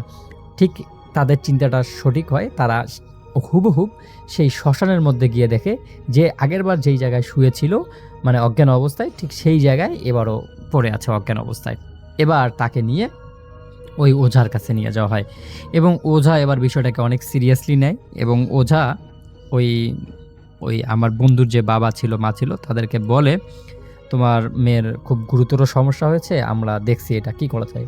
ওঝা এবং ওঝার যে 2 জন শাগরিদ ছিল, ওদেরকে নিয়ে এবং ওই আমার বন্ধুর বোনকে নিয়ে সরাসরি চলে যায় সেই শ্মশান ঘাটে এবং বলে যে রাত পর্যন্ত অপেক্ষা করতে হবে। সকালবেলা ওই ওঝার কাছে নিয়ে যায়, সকালবেলা থেকে রাত পর্যন্ত সেখানে অপেক্ষা করতে হবে। তো রাত পর্যন্ত যখন সেখানে অপেক্ষা করার পর এই ওঝা বিভিন্ন ধরনের মন্ত্রতন্ত্র পড়ে তার বোনের উপর আর কি কিছু মানে কি এগুলো ধূসর টাইপের কিছু একটা তার বোনের উপর এভাবে মানে করে সিটা দেয়। সো সিটা দিতে দিতে দিতে দিতে হঠাৎ করে তার বোনের একটা ভুম ভুম এরকম একটা শব্দ করা শুরু করে দেয় তার বোন। তো এটা শুনে তো তারা অবাক হয়ে যায়, কিন্তু কবিরাজ তো তখন সব কিছু জানতেছে, কবিরাজ তো সব কিছু বুঝতেছে যে আসলে কি হচ্ছে না হচ্ছে। তখন ওই ওঝা তাকে আর কি একটা বলে যে, এই বলো তুমি কে, এখানে কিসের জন্য আসছো, তুমি যদি না বলো তোমাকে আমি কঠিনতম শাস্তি দেব। কিন্তু তারপরেও ওই কিছু হচ্ছে না আর কি, ওই ভ্রুম ভ্রুম শব্দই করতেছে। যখন এই ভ্রুম ভ্রুম শব্দ করতেছে তখন এই ওঝা খুব বেশি রাগান্বিত হয়ে যায় এবং এমন কিছু মানে মন্ত্র পড়া আবার শুরু করে দেয়, যেই মন্ত্রগুলোতে ওই মানে ওর বোন যে ভ্রুম ভ্রুম করতেছে এইটার পরিবর্তন হয়ে গিয়ে একটা সময় দেখা যায় যে ওই যে ওর বোন এবার কথা বলা শুরু করছে। আর কথাগুলো এমন রকমের শব্দ হচ্ছে যেগুলো হচ্ছে মানে ছেলে মানুষের কণ্ঠ। তার বোন মেয়ে মানুষের কণ্ঠে কোনো কথা বলছে না, কথাগুলো হুবহুব যেন একটা ছেলে মানুষ বলতেছে এরকম তার মনে হচ্ছে। তো এরকম যখন তার মনে হচ্ছে, এবার মানে ওঝাও ভয় পেয়ে যায় এবং ওরা যারা ছিল আমার বন্ধুরা ওরাও কিন্তু বেশ ভয় পেয়ে যায়, কারণ তাদের বোন এরকম করে কথা বলতেছে, এটা তো সত্যিই একটা মানে টেনশনের বিষয়। কিন্তু ওঝা আর কি তাকে জিজ্ঞাসা করে যে তুমি কে, এর উপর কিভাবে ভর করলে, কিভাবে এর কাছে আসলে। তখন ওই আর কি ছেলে কণ্ঠে বলতেছে যে এই নারী আমার ক্ষতি করেছে, এই জন্য আমি তার উপর ভর করেছি, আমি তাকে ছাড়বো না, আমি তার উপর প্রতিশোধ নেব। তো এগুলো শোনার পর ওঝা বেশ খানিকটা ঘাবড়ে যায় এবং বলে যে তোমার সাথে কি করেছে তুমি বলো। তখন বলে যে আমি ওখানে শুয়েছিলাম গাছের ডালে, সেই গাছের ডালটা ও ভেঙে ফেলেছে, এজন্যই আমি অনেক ব্যথা পেয়েছি, আমার কষ্ট হয়েছে, আমি চাই এই মেয়েরও কষ্ট হোক। তো এটা শোনার পর ওঝা বেশ খানিকটা বুঝতে পারে যে আসলে এটা একটা শয়তান জিন তার প্রতিশোধ নেওয়ার জন্য এরকম করতেছে। তখন ওঝা বলে যে, "না, এটা তোমার করা যাবে না। এ হয়তো ভুল করেছে, তুমি একে মুক্ত করে দাও।" তখন বলে যে, "না, আমি মুক্ত করব না, যতক্ষণ না পর্যন্ত আমি আমার প্রতিশোধ নিতে পারবো।" তো তখন পাহাড়ি অঞ্চলের মানে রাত যখন যতই নির্ঘুম হচ্ছে, ততই কিন্তু ভয় বেড়ে যাচ্ছে আরও একটা শ্মশান ঘাটের পাশে। যদিও অনেক লোকজন সেখানে ছিল, কিন্তু ওঝা বলতেছে, "আচ্ছা ঠিক আছে, তুমি একে ছেড়ে দিবে, তার জন্য তোমার কি দরকার? তুমি কি পেলে খুশি হবে এটা আমাকে বলো, আমরা তোমাকে সেটা দিব।" তো তখন ওই আরকি ওই ছেলে কণ্ঠে বলে যে, "আমাকে একটা আ পাহাড়ি একটা ছাগল দিতে হবে। আ সুন্দর সাদা রঙের। আ আর ছাগলটা আ হতে হবে মানে অনেক স্বাস্থ্যবান।" অনেক কিছু আরকি ক্রাইটেরিয়া শর্ত দেয়। তো সেই শর্ত অনুযায়ী একটা ছাগল সেখানে দিয়ে আসা হয় এবং দেওয়ার পর ওর ওই যে ওর বোন যে ছিল, ওর বোনের কণ্ঠটা আস্তে আস্তে চেঞ্জ হয়ে যায়। চেঞ্জ হয়ে যাওয়ার পর একটা সময় দেখা যায় যে ওর বোন স্বাভাবিক হয়ে যায়। স্বাভাবিক হওয়ার পর আরকি ওর বোন হঠাৎ করে বলল যে, "আমরা এখানে কেন?" মানে তার এতক্ষণ থেকে যে এখানে ছিল তার এগুলো কিছু মনে হচ্ছে না। হঠাৎ করে সে বলল যে, "আমরা এখানে কেন? ভাই আমরা এখানে কেন?" ওর বাবা-মাকে মানে সে একটা অদ্ভুত রকমের আচরণ করা শুরু করে দেয়। তখন সবাই তাকে বলে যে, "তোমার সাথে এরকম হইছিল?" তখন ওই মেয়েটার আরকি হুঁশ আছে। তখন সে বলে যে, "আমি তোমাদের সাথে কাজ করতে হঠাৎ করে সাইডে দেখি একটা মানে গাছের ডালে সুন্দর একটা পাখি আমি দেখতে পারি। তো আমি ওই পাখিটাকে ধরার জন্য যেই গাছের ডালে পাখিটা বসেছিল, সেই গাছের ডালটা আমি ভাঙি। কিন্তু আমি যখন আরকি গাছের ডালটা ভাঙি, তখন ওই পাখিটা হঠাৎ করে কেমন জানি একটা চিৎকার দিয়ে ওঠে, কেমন জানি একটা শব্দ করে। সেই শব্দ করার পর আর আমার আসলে কোনো কিছুই মনে নেই। তারপর আমার সাথে কি হয়েছে আমি কিছুই জানি না। এরপরে আমি এখানে মানে এই যে বিগত যে ৩-৪ দিন থেকে তার সাথে যেই ঘটনাগুলো ঘটে গেছে, এই ঘটনাগুলোর কোনো কিছুই তার মনে নেই। কোনো কিছুই তার মানে ব্রেনটেই নেই। তো রাসেল ভাই এইরকম একটা ভয়ানক ঘটনা আর এইরকম একটা আ ঘটনা আসলে আমার জীবনে আমি খুবই কমই শুনেছি। আ তো এটাই ছিল ঘটনা। যদি আপনার ভালো লাগে তাহলে শেয়ার করবেন। ঘটনাটা আমার মামার সাথে ঘটে যাওয়া একটা ঘটনা। আমার মামার নাম ছদ্মনাম হিসেবে ব্যবহার করছি সঙ্গত কারণে। আমার আম্মুর কাছ থেকে শোনা। ১৯৮০ থেকে ৯০ এর মাঝামাঝি দিকের ঘটনা।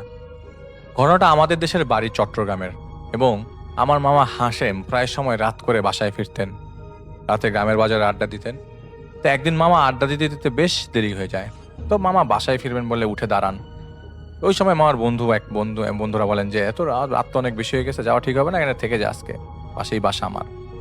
কিন্তু মামা যেহেতু বাসায় যাবে চিন্তা করেছে, তাই রাজি হয় না আর কি থাকতে। তো রাত হয়ে গেছিল। তো মামার সাথে মামার এক বন্ধুও ছিল। উনি বলে যে, "চল, যেহেতু তুই একা যাবি হাশেম, আমিও যাবো তোর সাথে। তোকে আগায় দিয়ে আসবো না, চল।" তো মামার বন্ধু ছিল সাহসী আর পরেশগার মানুষ ছিল। তো তখনকার দিনে ৮০-৯০ দিকে রাত হলে একদম নীরব হয়ে যেত চারিপাশ। আর তখন আনুমানিক রাত ১২টার মতো। তো ওনারা দুজন বাসার উদ্দেশ্যে রওনা দেন। তো কাঁচা রাস্তা দিয়ে কথা বলতে যাচ্ছিল। হঠাৎ তাদের এক পর্যায়ে তাদের সামনে একটা কালো বিড়াল তারা দেখতে পায়। তো মামা দেখে যে তার ফ্রেন্ড রাগ হয়ে গেছে এবং বলছে যে, "এই সরে যা, দেখে পিছন দিয়ে যা।" তো তারপর বিড়ালটা ফোঁস করে রাগীভাবে ওই দিক থেকে চলে যায়।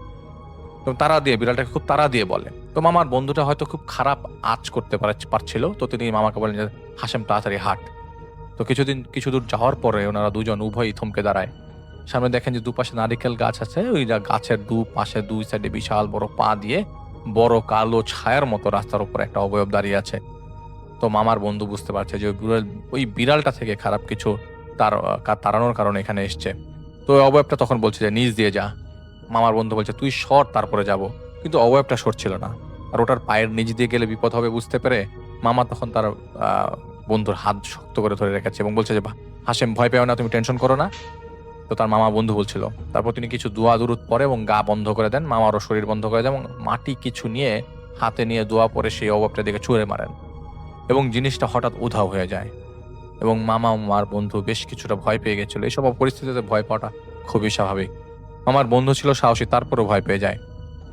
তারা দ্রুত হাঁটতে শুরু করে, কিন্তু তারা লক্ষ্য করছিল যে দূর থেকে তাদের দিকে মাটির চাক হঠাৎ করে পিছন দিয়ে ছুঁড়ে আসতেছে এবং মাটির দলা ছুঁড়ে মারছে কি জানি। তো মামার বন্ধুর গা যেহেতু বন্ধ করা ছিল, তাই এগুলো তাদের গায়ে লাগছিল না। তারপর পিছন থেকে বিভিন্ন শব্দ হচ্ছিল। আমার বন্ধু বলছিল যে, হাসেম, ভয় পাস নে, জোরে জোরে হাঁট, পিছনে তাকাবি না। এক পর্যায়ে তারা প্রায় বাসার কাছে চলে আসে। আর বাসায় আসার রাস্তাটা দিয়ে একটা পুকুর ছিল, আর সামনে ছিল বাড়ির উঠান।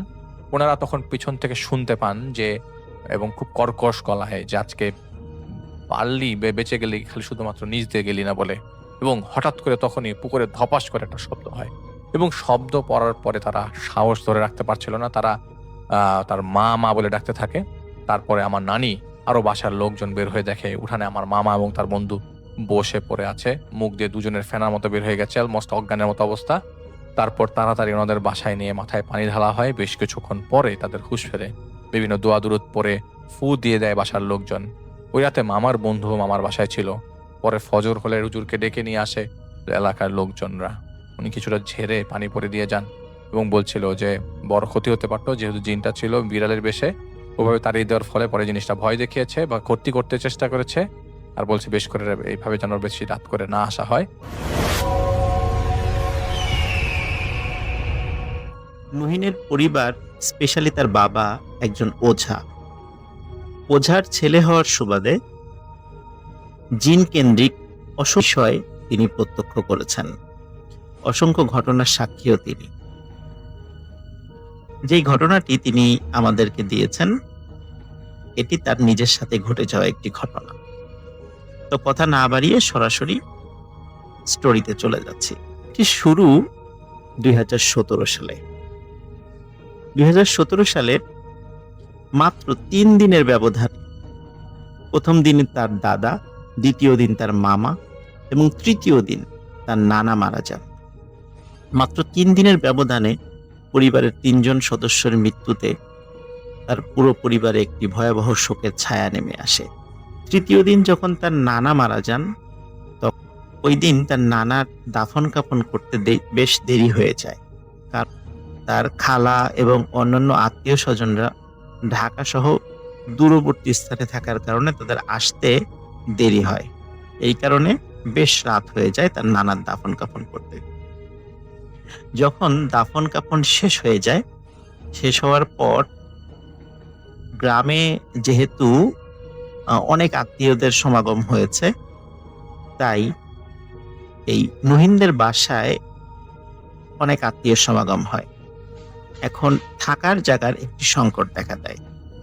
তখন যেটা হয় সেটা হচ্ছে, নুহিন, তার মা, তার খালা এবং খালাতো ভাই, এই 4 জন পাশের একটি বাসা, তাদের রিলেটিভ আর কি, সেই বাসাতে যান। সেই বাসায় তাদের থাকার ব্যবস্থা করা হয়। তাদের থাকার ব্যবস্থা যেখানে করা হয়, এটি হচ্ছে একটি বড় একটি বাড়ি। সেই বাড়ির বারান্দা একটি রুম রয়েছে। আমরা গ্রামের বাড়িগুলোতে অনেক সময় বারান্দার দিকে রুম দেখি, এবং সেই রুমের পাশে একটি জানালাও থাকে। অনেকেই সেটা দেখে থাকবেন। তো এরকম বারান্দার একটি সুন্দর রুমে তাদের থাকার ব্যবস্থা করা হয়। ওটা অনেক বড় খাট ছিল। ওই বাড়িতেও আরো আত্মীয় স্বজনরা এসেছিল, তাদের ভিতরে থাকার ব্যবস্থা করা হয়েছে। তো কথা বলতে বলতে রাত 12টারও বেশি বেজে যায়। ওই বাড়িটার পাশের যেই বেড়া দিয়ে করা হয়েছে সেটা ছিল টিনের বেড়া। যখন ওই খাটে নুহিন, তার মা, খালা এবং খালাতো ভাই শুয়েছে, তো নুহিন এবং তার খালাতো ভাই এক পাশে, বিশেষ করে জানালার পাশে শুয়েছে, আর একদম জানালার পাশে ছিল নুহিন। হঠাৎ এক ধরনের শব্দ সবাই শুনতে পায়। টিন যেহেতু উঁচু নিচু হয়, কেউ যদি হাতে একটি লাঠি নিয়ে ওই টিনের উপরে টাচ করে যদি হাঁটতে থাকে, সেই লাঠিটা একবার উঁচুতে থাকবে, একবার নিচু থাকবে, তখন ঠক ঠক ঠক ঠক এক ধরনের আওয়াজ হবে।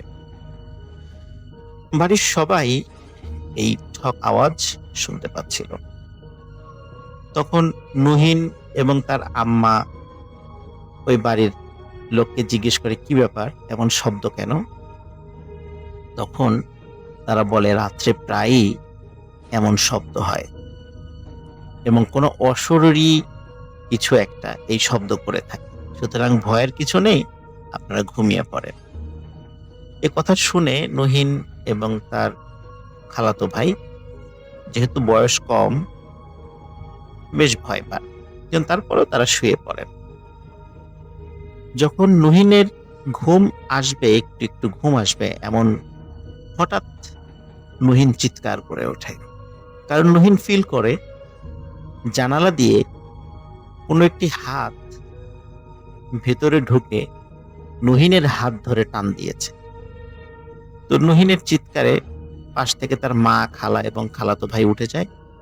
জিজ্ঞেস করে কি হয়েছে। তখন নহিন বলে যে কে যেন এই জানালা দিয়ে হাত ঢুকিয়ে আমার হাত ধরে টান দিয়েছে। তখন তার মা এবং খালা বলে যে ও কিছু না, তুমি হয়তোবা ঘুমের মধ্যে স্বপ্ন দেখছো, ঘুমিয়ে পড়ো। তখন আবার নহিন এবং তার মা, খালা এবং খালাতো ভাই শুয়ে পড়ে। ঘন্টাখানেক পর হঠাৎ নহিন দেখতে পায় সকাল হয়ে গেছে, ভোরের আলো ফুটেছে। যেহেতু সকাল হয়ে গেছে, ভোরের আলো ফুটেছে, তো নহিন চিন্তা করে যে আমি নানার কবরের কাছে যাই। রাতে কবর দিলাম, আসলে কি অবস্থা ভালো করে তো দেখতে পারি নাই, কবরটার অবস্থাটা দেখে আসি। কিন্তু নহিনের একবারও মনে হলো না যে সকাল হয়ে গেছে, কিন্তু কোনো পাখির আওয়াজ পাওয়া যাচ্ছে না, কোনো মোরগের ডাক শোনা যাচ্ছে না। এই বিষয়টি তার মাথায় একদমই ছিল না। নহিন ঘর থেকে বের হয়ে তার নানার কবরের দিকে যায়। নহিন আর একটা অদ্ভুত বিষয় খেয়াল করে, সকাল হয়ে গেছে কিন্তু গ্রামের একটি মানুষও উঠানে নাই, রাস্তা দিয়ে হাঁটছে না। বিষয়টি নহিনের কাছে অদ্ভুত ঠেকে। ওই বাড়ি থেকে সামান্য একটু দূরেই একটি জায়গায় তার নানাকে কবর দেয়া হয়েছে। নানার কবরের কাছে যখনই নহিন গিয়েছে, হঠাৎ করে নহিন দেখে চতুর্দিকে অন্ধকার। নহিন অবাক হয়ে যায় এবং খুব ভয় পায়। কি ব্যাপার, একটু আগেই দেখলাম সকাল, এখন অন্ধকার কেন? নহিন বুঝতে পারে নিশ্চয়ই কোনো প্যারানর্মাল বিষয় তার সাথে ঘটছে। সে খুব ভয় পায় এবং ভয় পেয়ে জোরে এক দৌড় দেয়। দৌড় দিয়ে যেখানে সে ঘুমিয়েছিল সেই রুমের দিকে যেতে থাকে। কিন্তু ঘরের কাছাকাছি এসে নহিন পা পিছলে পড়ে যায়। তখন নহিন ফিল করছিল কেউ তার পা ধরে টেনে নিয়ে যাচ্ছে। নহিন চিৎকার করতে থাকে। চিৎকারের একটি পর্যায়ে সে ফিল করে তার পাটি ছেড়ে দিয়েছে। এদিকে তার চিৎকারে ওই বাড়ির লোকজন ঘুম থেকে জেগে যায়। সবাই এসে দেখে নহিন উঠোনে পড়ে রয়েছে। জিজ্ঞেস করে কি কি ব্যাপার, কি হয়েছে? তখন নহিন বলে যে আমি দেখলাম সকাল হয়ে গেছে এবং আমি আমার নানার কবরের কাছে গিয়ে যখনই জিয়ারত শুরু করব, হঠাৎ করে দেখি চতুর্দিকে অন্ধকার। তখন সবাই বলে না তো, এখন তো মাত্র রাত 3:30 বাজে, সকাল হওয়ার তো কোনো প্রশ্নই নেই, তুমি ভুল দেখেছ। যাই হোক, নহিনের বাবা যেহেতু ওঝা ছিল, সাথে সাথে তাকে ডাকা হয়, সেও পাশেই ছিল। সে এসে নহিনকে ঝাড়ফুঁক করে, নহিন শুয়ে পড়ে। সকালে আরেকটি অদ্ভুত ঘটনা ঘটে। হঠাৎ করে তার এক খালা প্রচন্ড শব্দে চিৎকার চেঁচামেচি ভাঙচুর করতে থাকে।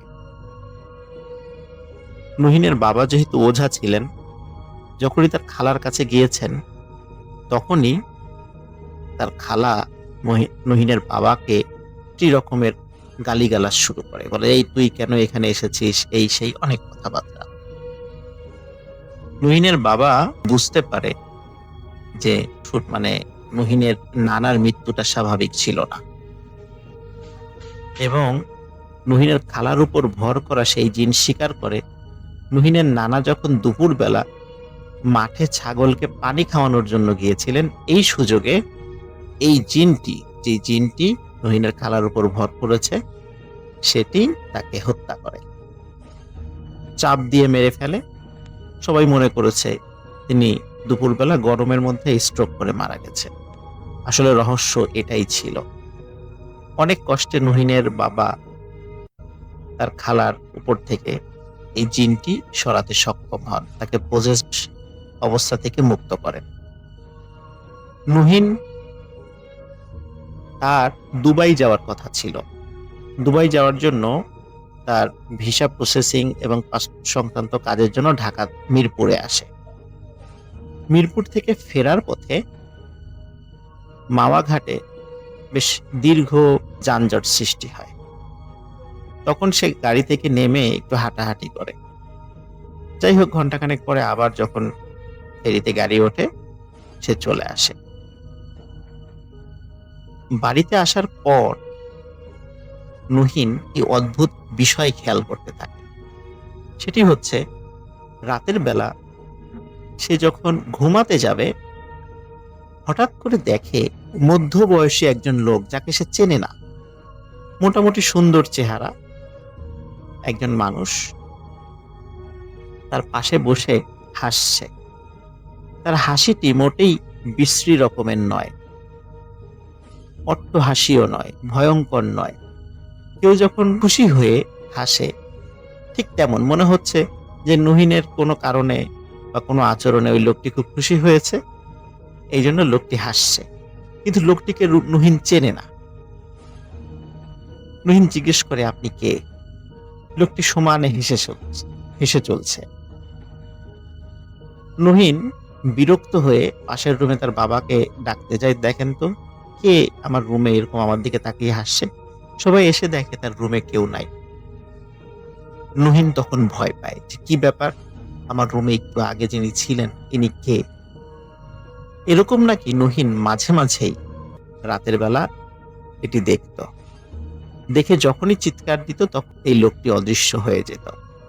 রাত্রে শুয়ে আছে, পাশে দেখছে একজন লোক শুয়ে আছে, সেই মধ্যবয়সী একজন মানুষ তার দিকে তাকিয়ে হাসছে। নুহিন যখনই চিৎকার দিত, লোক চলে আসতো, তখনই এই লোকটি অদৃশ্য হয়ে যেত। যথারীতি একসময় নুহিনের ভিসা হয়ে যায়, দুবাইতে চলে যায়। দুবাইতে যাওয়ার কিছুদিন পর নুহিনের সাথে একটি অদ্ভুত ঘটনা ঘটে। একদিন ছুটির দিনে নুহিন বিশ্রাম নিচ্ছে, পাশের রুমে আর একজন লোক আছে, সেও বাংলাদেশী। সেই লোকটি হঠাৎ করে কে কে কে বলে চিৎকার করে ওঠে। কারণ ওই লোকটি অনেকক্ষণ ধরে ঘুমাচ্ছিল, বেশ বেলা পর্যন্ত। কে কে কে? তো নুহিন তার কাছে যায়, বলে কি হয়েছে? বলে কে যেন তার পা ধরে টান দিয়েছে। তো নুহিন বলছে যে আপনি তো ঘুমিয়েছিলেন, হয়তো বা ঘুমের ঘরে আপনি স্বপ্ন দেখেছেন। তো লোকটি বলছে, না না, আমি স্বপ্ন দেখি নাই, সত্যি সত্যি আমার পা ধরে জোরে টান দিয়েছে। তো নুহিন ওই লোকটির পায়ের দিকে খেয়াল করে যে পায়ের একটি নখ বা আঙ্গুল লাল হয়ে আছে, মনে হচ্ছে ওই জায়গাটা ধরে কেউ টান দিয়েছে। নুহিন প্যারানর্মাল কোনো একটা বিষয়ের অস্তিত্ব অনুভব করতে থাকে। ওই দিনই রাতের বেলা নুহিন ঘুমিয়ে আছে, আধো আধো ঘুম। তো হঠাৎ করে নুহিন ফিল করে কে যেন তার পায়ের আঙ্গুল ধরে এমন জোরে টান দিয়েছে, সে খাট থেকে পড়ে ওয়াশরুমের কাছে গিয়ে পড়েছে এবং তার পায়ের আঙ্গুল ভেঙে ফেটে হাড় বেরিয়ে গেছে। প্রচন্ড যন্ত্রণা, সেই সাথে অনবরত রক্ত বের হচ্ছে। সাথে সাথে হসপিটালে ফোন করা হয়। হসপিটালে ফোন করার পর ডাক্তার আসে, অ্যাম্বুলেন্স আসে, তাকে হসপিটালাইজ করা হয়। সেখানে সে অনেকদিন চিকিৎসারত অবস্থায় ছিল। নুহিন এই বিষয়টি তার বাবাকে যখন জানায়, তখন তার বাবা দেশ থেকেই এই সমস্যার কারণ উদ্ঘাটন করার চেষ্টা করে। কারণ উদ্ঘাটনের দেখা যায় যে নুহিন যখন ঢাকা থেকে ফেরার পথে মাওয়া ঘাটে অপেক্ষা করছিল, তখন সেই জিনটি, যে জিনটি তার নানাকে হত্যা করেছে এবং তার খালার উপরে পজেসড হয়েছিল, সেই জিনটি ওই সময় তার পিছু নিয়েছে আবারও, এবং পিছু নিতে নিতে দুবাইতেও এসে হাজির হয়েছে।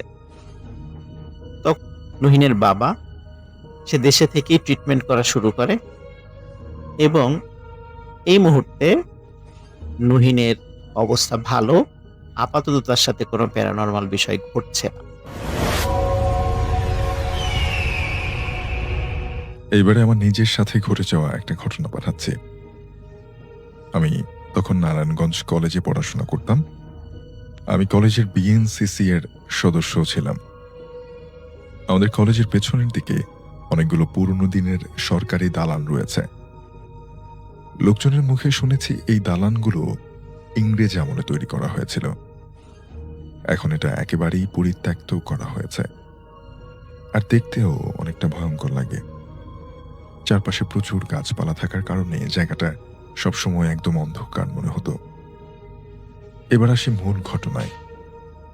আমাদের কলেজের নতুন ছাত্রদের জন্য নবীন বরণ অনুষ্ঠানের আয়োজন করা হয়। এবারে আমাদের কি সবকিছু করতে হবে, তাই আমরা কিছু সংখ্যক বিএনসিসি এর সদস্য সিদ্ধান্ত নিলাম আমরা কলেজেই রাত্রি যাপন করব। যেমনটা ভাবা তেমন কাজ। আমি সহ আরো 3 জন থাকলাম। সব কাজ শেষ করে উঠতে রাত প্রায় 3টা-4টা হবে, মানে অনেক রাত হয়ে গিয়েছিল। এ সময় আমার প্রকৃতির ডাকে সাড়া দেওয়ার প্রয়োজন পড়ে, মানে আমাকে বাথরুমে যেতে হবে। আগেই বলে রাখি শাফিন ভাই, আমাদের কলেজের বাথরুম ছিল ওই পুরনো দালানের পাশেই।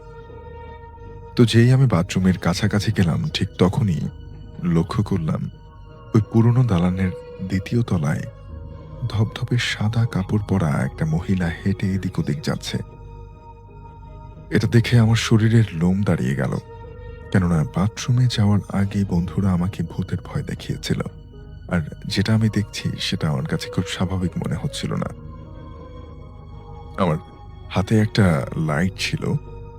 আমি কেন যেন লাইটের আলোটা ওই মহিলার দিকে মারলাম। সাথে সাথে মহিলাটি আমার দিকে ঘাউড়িয়ে তাকালো। তার চোখগুলো আগুনের মতো, আর মাথাটা একেবারে উল্টো দিকে, মানে বডি ছিল পেছনের দিকে আর মাথাটা ছিল আমার দিকে। সে এক নজরে আমার দিকে রাগান্বিতভাবে তাকালো।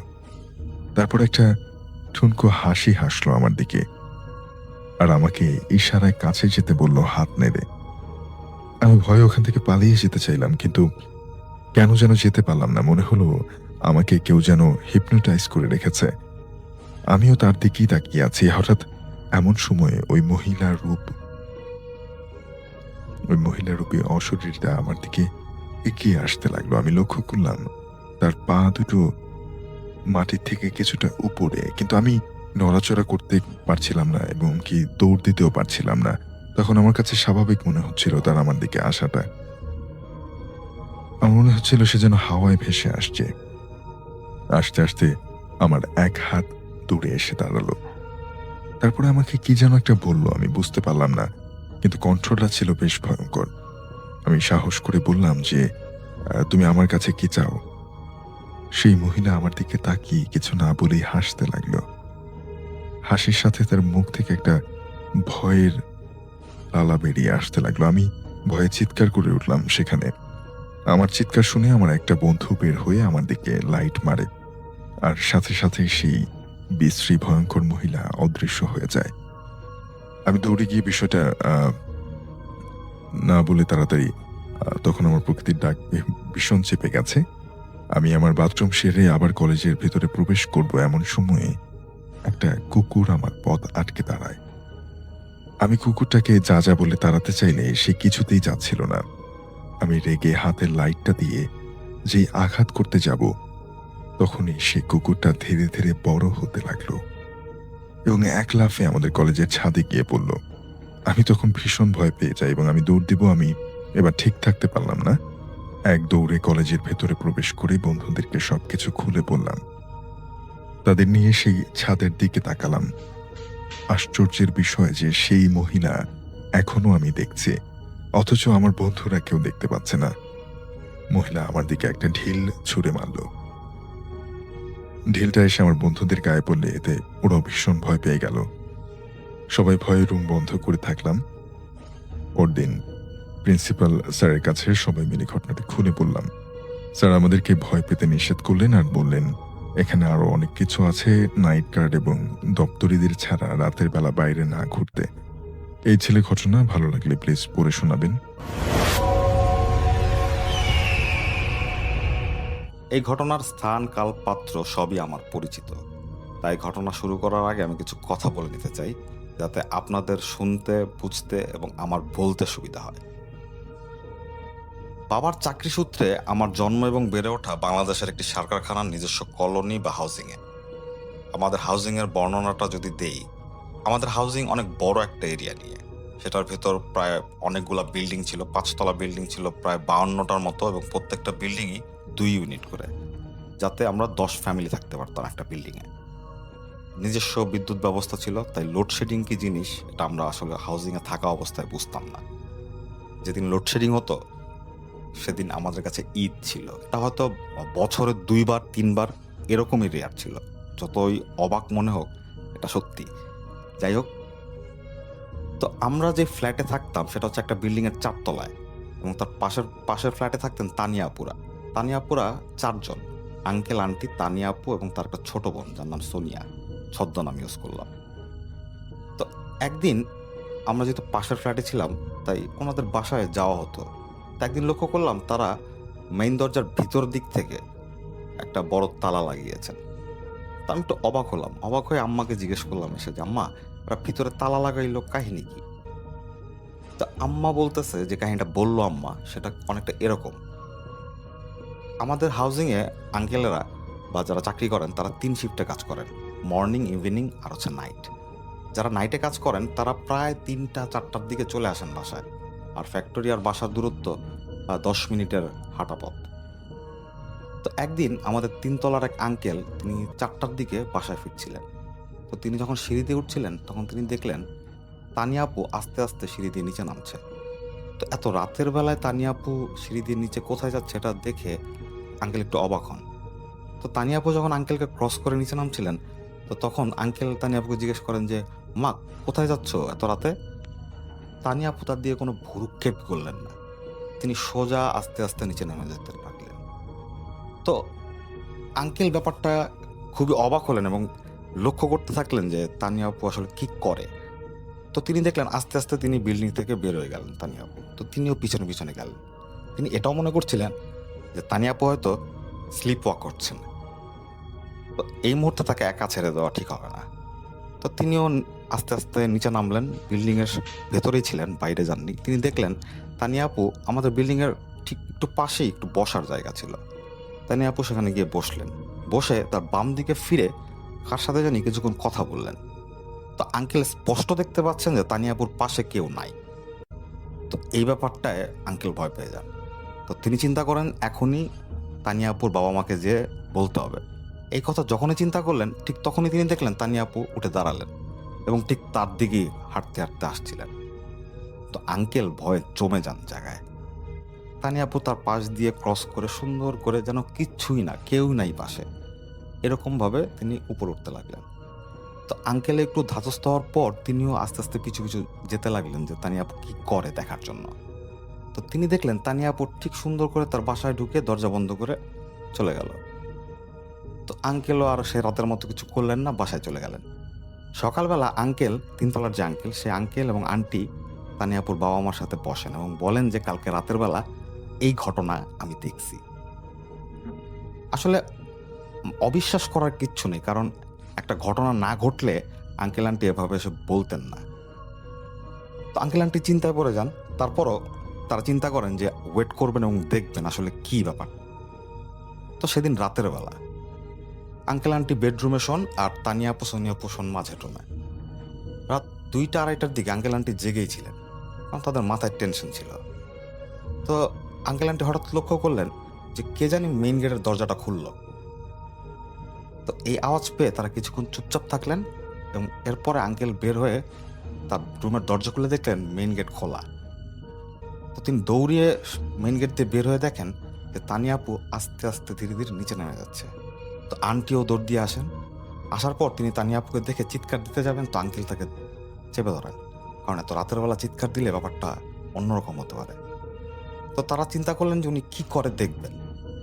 তো তারা দেখলেন আঙ্কেল, 3 তলার আঙ্কেল আজকে সকালবেলা তাদের যে ঘটনা বলল, ঠিক সেই ঘটনাই তানিয়া আপু আবার রিপিট করলেন।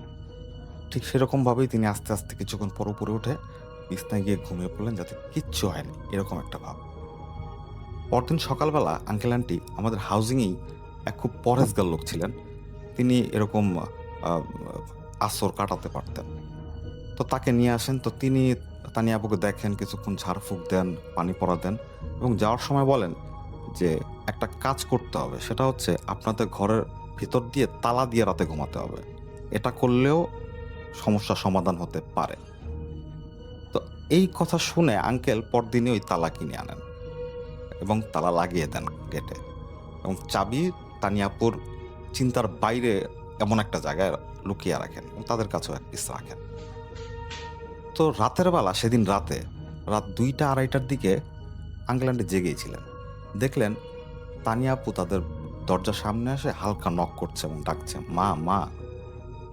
তো আঙ্কেলও কোনো কথা বলেন না, আন্টিও কোনো কথা বলেন না। তো কিছুক্ষণ পর তানিয়াপু দরজার ওপাশ থেকে নক করছেন এবং বলছেন যে মা মা, চাবিটা দাও, ও ডাকছে, না গেলে রাগ করবে, প্লিজ চাবিটা দাও প্লিজ। অনেক অনুনয় বিনয়। কিন্তু কিছুক্ষণ পর আস্তে আস্তে যেন তানিয়াপু ধৈর্য হারিয়ে ফেলছেন। সেই আস্তে আস্তে নখ থেকে ব্যাপারটা ধ্রুম ধারুম কিলে পরিণত হয়। তিনি জোরে জোরে ধাক্কা দেওয়া শুরু করেন দরজায়। এক পর্যায়ে ব্যাপারটা এরকম হয়ে যায় যে বিল্ডিংয়ের অন্যান্য ফ্ল্যাটের লোকজন চলে আসে তাদের বাসার সামনে।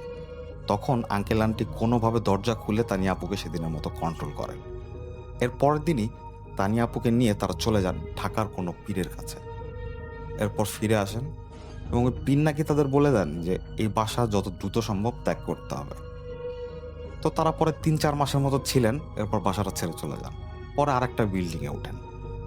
তো আমরা যেহেতু পাশের ফ্ল্যাটে ছিলাম, আমরাও ভয় পাচ্ছিলাম। তো 2-3 মাস পর ওই একই বিল্ডিংয়ের দোতলা খালি হওয়াতে আমরা দোতলায় চলে যাই। আর হাউজিংয়ের ফ্ল্যাটগুলো বেশিরভাগ খালি থাকে না, ভর্তি হয়েই যায়। তো আমরা দোতলা চলে যাওয়ার 2-3 মাস পরই আমাদের ফ্ল্যাট এবং ওই পাশের ফ্ল্যাটে, সেই তানিয়াপুদের ফ্ল্যাটে 2 ফ্যামিলি ওঠে। আমাদের ফ্ল্যাটে যারা ওঠে সে আমার খুবই পরিচিত, মানে খুব রেসপেক্টেড বড় ভাই রিপন ভাই, তার নামটা রিয়াল। তো রিপন ভাইরা ওঠেন এবং পাশের ফ্ল্যাটে উঠে একটা নতুন লোক, সে নতুন জয়েন করছে এই ফার্টিলাইজারে, আর ফ্যামিলিও নিয়ে আসছে, এক ছেলে আর স্ত্রী, ছোট একটা ছেলে। তো তারা 3-4 মাস থাকেন, তো আমরা ওরকম কোনো কিছু শুনি না। তো একবার সেই নতুন ফ্যামিলি তারা বাড়িতে যায় বেড়াতে এবং রিপন ভাইকে চাবি দিয়ে যায়, পাশের ফ্ল্যাটে যেহেতু থাকে।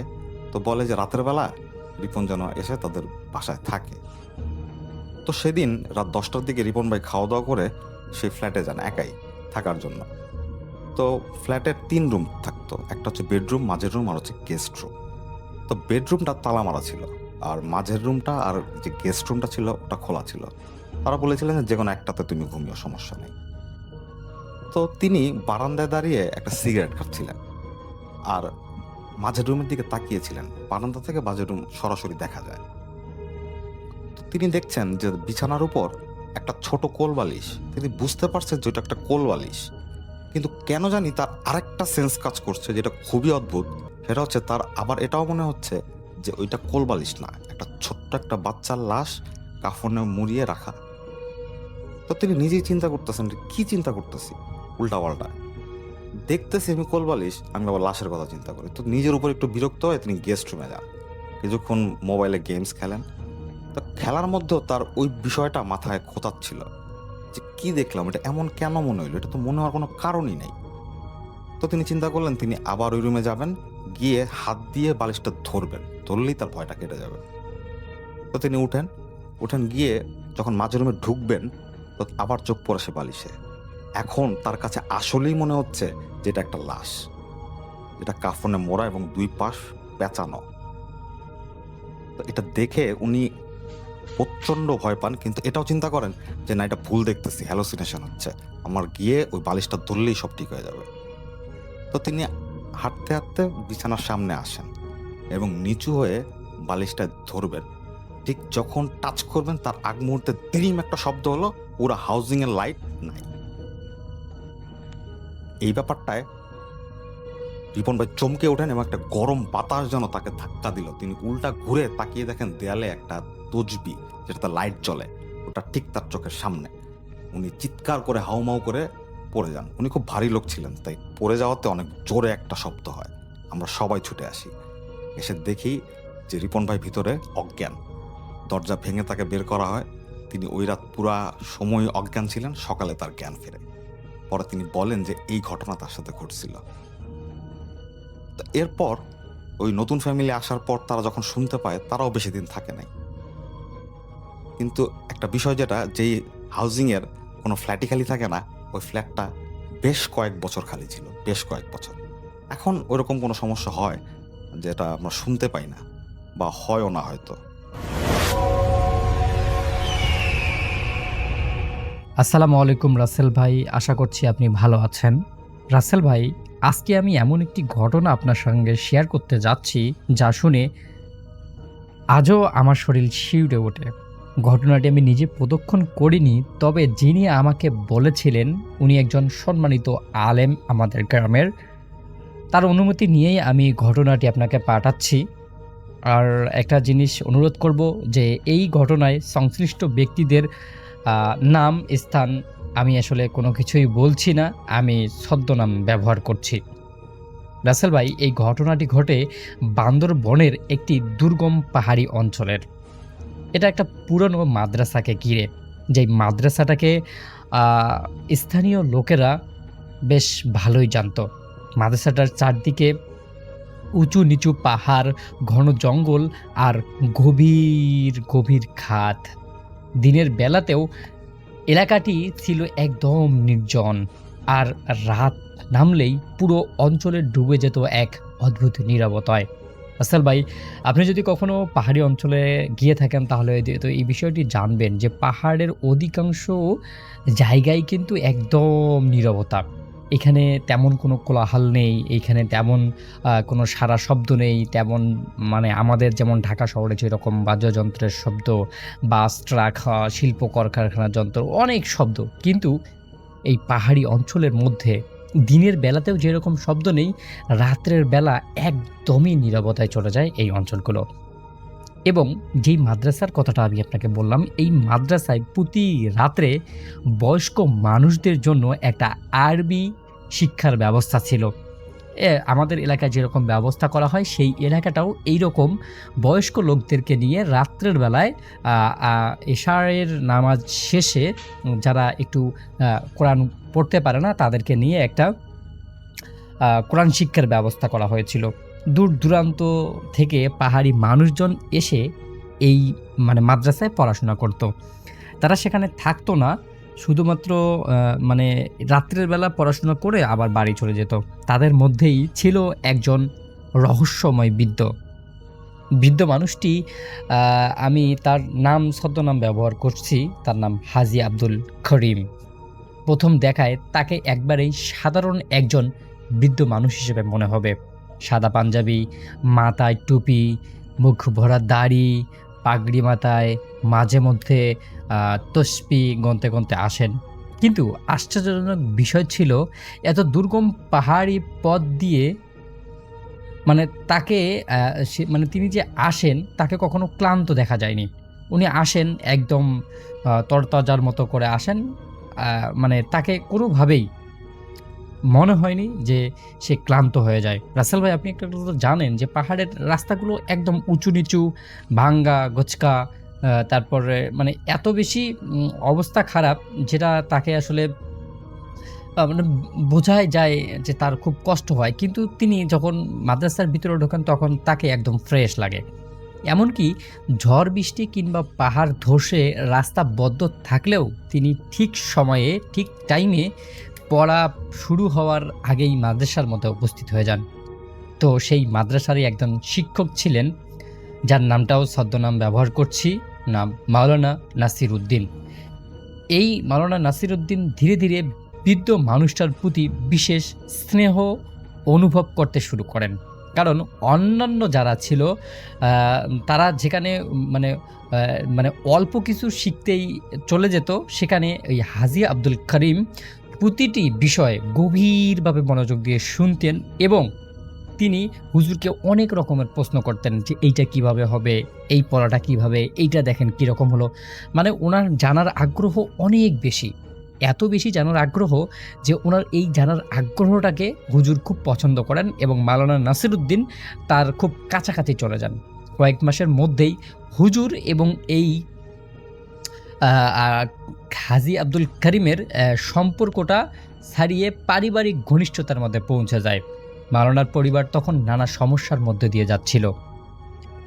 তার মাওলানার যে বড় মেয়ে ছিল, এই বড় মেয়ে মানে কিছুতেই বিয়ে হচ্ছিল না।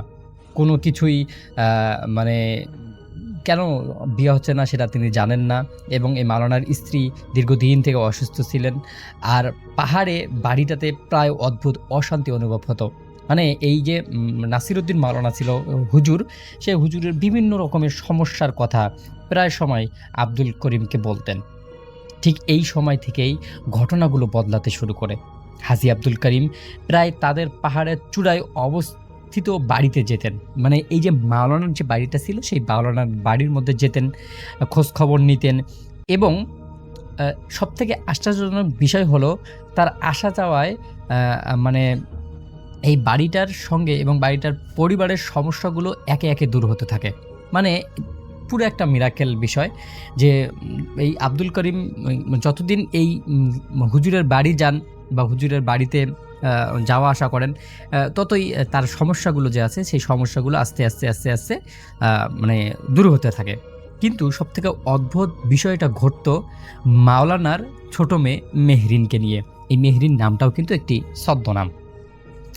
এই মেহরিন প্রায় সময় ঘুম থেকে উঠে বলতো, আব্বু কাল রাতে পাহাড়ে দাদু আবার আমার সঙ্গে গল্প করেছিল। মানে উনি ওই মানে মাওলানা নাসিরউদ্দিন আশ্চর্য হয়ে যায়, কোন দাদু তোমার সাথে গল্প করে, কি বলো এসব। তো এই কোনো কিছু না বলে উনি আর কি ওনার মতো বিষয়টাকে কি কয় শিশুসুলভ কল্পনায় ভেবেছিলেন আর কি। উনি ভাবছিলেন যে এটা তেমন কিছুই ঘটনা ঘটেনি। কিন্তু এক গভীর রাতে মাওলানার স্ত্রী ঘুম ভেঙে যায়। মাওলানার স্ত্রী বলতে হচ্ছে এই যে কারি নাসিরউদ্দিন, মাওলানা নাসিরউদ্দিনের স্ত্রী যে আছে, তার ঘুম ভেঙে যায়। তিনি ঘুম থেকে উঠেই দেখেন তার ছোট মেয়ে মেহরিন বিছানায় নেই, বিছানাটা একদম খালি। তখন মাওলানার স্ত্রী চারদিকে খোঁজাখুঁজি শুরু করেন। ঘরের দরজা ভিতরে থেকে বদ্ধ, জানালাগুলো আটকানো। কিন্তু সব কিছুই ঠিকঠাক থাকার পরেও তার মেয়েটা তাহলে কোথায় গেল? যদিও যায় তাহলে ঘরের দরজা তো বদ্ধ আছে, জানালাও তো বদ্ধ আছে, তাহলে মেয়েটা গেল কিভাবে? মাওলানা নাসিরউদ্দিনের স্ত্রী ঠিক তখনই লক্ষ্য করেন পাহাড়ি রাতে ক্ষীণ চাঁদের আলো ঘরে এসে পড়ছে। আর সেই আলোয় দেখতে পেলেন উনি ঘরের এক কোণে দাঁড়িয়ে আছে একটি অস্বাভাবিক রকমের লম্বা ছায়ামূর্তি। যে মূর্তিটা বেশ খানিকটা অদ্ভুত রকমের। তার মাথা যেন প্রায় ঘরের বাঁশের ছাদ সুই সুই হয়ে গেছে। আর তার কোলে শান্তভাবে ঘুমিয়ে আছে মাওলানার ছোট মেয়ে মেহরিন। মাওলানার স্ত্রী ভয় পেয়ে চিৎকার করতে গেলেও তার গলা দিয়ে কোনো রকমের শব্দ বের করতে পারলেন না। তিনি কোনোভাবেই বুঝতে পারলেন না যে আসলে এটা কি হচ্ছে। উনি মানে কোনোভাবেই মানে নিজেকেও কন্ট্রোল করতে পারতেছেন না যে আসলে এটা হচ্ছেটা কি। এরপর উনি এটা দেখার পর হঠাৎ করেই জ্ঞান হারিয়ে ফেলেন।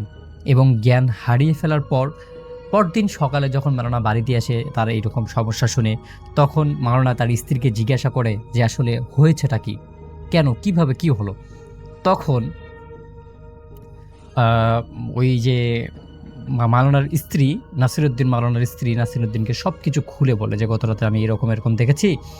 এবং মেয়েকে তখন জিজ্ঞাসা করে, মা তুমি কি কোনো কিছু অনুভব করেছো কিনা? তখন মেয়ে বলে যে না, আমি তো কোনো কিছু অনুভব করিনি, কিন্তু আমি প্রায় সময় আমাদের বাসায় যে দাদুটা আসে সেই দাদুটাকে স্বপ্নের মধ্যে দেখি। উনি আমার সঙ্গে গল্প করছেন, উনি আমাকে বিভিন্ন রকমের খাবার খাইয়ে দিচ্ছেন, উনি এটা করছেন। তখন মাওলানা নাসিরউদ্দিন বুঝতে পারেন যে এই যে হাজী আব্দুল করিম আছে, সেই বৃদ্ধটা আসলে কোনো মানুষ ছিল না, এটা আসলে অন্য কিছু হবে। তখন উনি মানে সেই রাতে অপেক্ষা করতে থাকেন কখন এই মাওলানা আব্দুল করিম তার কাছে পড়াশোনা করার জন্য আসেন। তো যখন আর কি পড়াশোনা করতে মানে পড়াশোনা করার সময় হয়ে যায়, তখন উনি দেখেন যে প্রতিদিন যেই মানুষটা সবার আগে আসতেন, প্রতিদিন যেই মানুষটা উপস্থিত থাকতেন, সেই মানুষটা আজকে নেই। মানে মাওলানা আব্দুল করিম আজকে উপস্থিত নেই। উনি বেশ খানিকটা মানে অবাক হয়ে যান। যেই মানুষটা কোনো দিনও মিস দেন না, যেই মানুষটা কোনো দিনও এইখানে পাহাড়ি এত মানে দুর্গম হয়েছে, এত কষ্ট করে তিনি এসেছেন, ঝড়ের দিন এসেছেন, বৃষ্টির দিন এসেছেন, কিন্তু আজকে এই মানুষটা গেল কোথায়? উনি এই বিষয়টা নিয়ে খুবই টেনশনে পড়ে যান এবং তিনি ক্লাস শেষ করে সেদিন তার ভালো লাগতেছিল, সেদিন তিনি তাড়াতাড়ি ঘুমিয়ে যান এবং তিনি ঘুমের মধ্যে স্বপ্নে দেখেন যে ওই যে মাওলানা আব্দুল করিম তার স্বপ্নে এসে বলে, বাবা আমি কোনো মানুষ না, আমি একটা জিন, আমি তোমার সমস্যা দেখে তোমার সমস্যাগুলো সমাধান করার চেষ্টা করেছি, কিন্তু শেষ রাতে আমি যখন তোমার বাড়ি যাই এবং তোমার মেয়েকে আমি যখন কোলে নিয়ে গল্প শোনাচ্ছিলাম, ঠিক তখনই তোমার স্ত্রী আমাকে দেখে ফেলে। তো আমি কখনো চাইনি তোমার কোনো ক্ষতি হোক, আমি কখনো চাইনি তুমি এরকম কোনো পরিস্থিতির মধ্যে পড়ো, আমি তোমাকে অনেক ভালোবাসি, এজন্য আমি তোমাকে সাহায্য করতে চেয়েছি। তো আমি আশা করি মানে তুমি আমার জন্য অপেক্ষা করবে না, আমি এটা চাই যে তুমি সবসময় ভালো থাকো। আরও কিছু উপদেশমূলক কথা বলেন মাওলানা নাসিরুদ্দিনকে।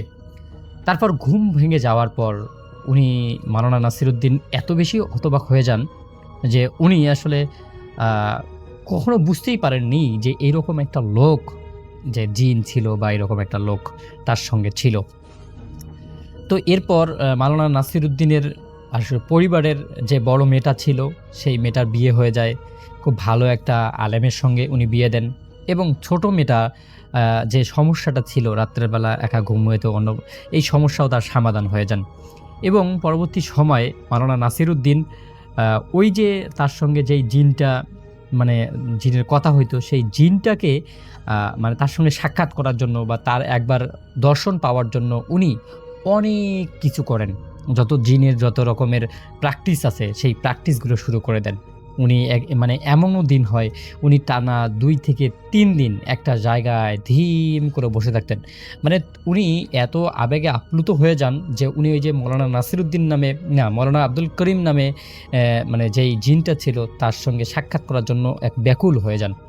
তো তিনি অনেক কষ্ট করার পরেও যখন আর কি এরকম কোনো সাক্ষাৎ পাচ্ছিলেন না, এরপর তিনি হঠাৎ করে একদিন ঘুমের মধ্যে স্বপ্নে দেখেন যে আসলে মাওলানা নাসিরুদ্দিন তাকে বলেন, মাওলানা আব্দুল করিম যিনি হাজী আর কি, উনি বলেন যে আসলে তুমি অযথা আমাকে পাওয়ার জন্য চেষ্টা করিও না, তুমি আমাকে পাবেও না, তোমার যদি কখনো সমস্যা হয়, তোমার যদি কখনো বিপদ আসে, তখন হয়তো আমি তোমার সাহায্য করার জন্য চলে আসব।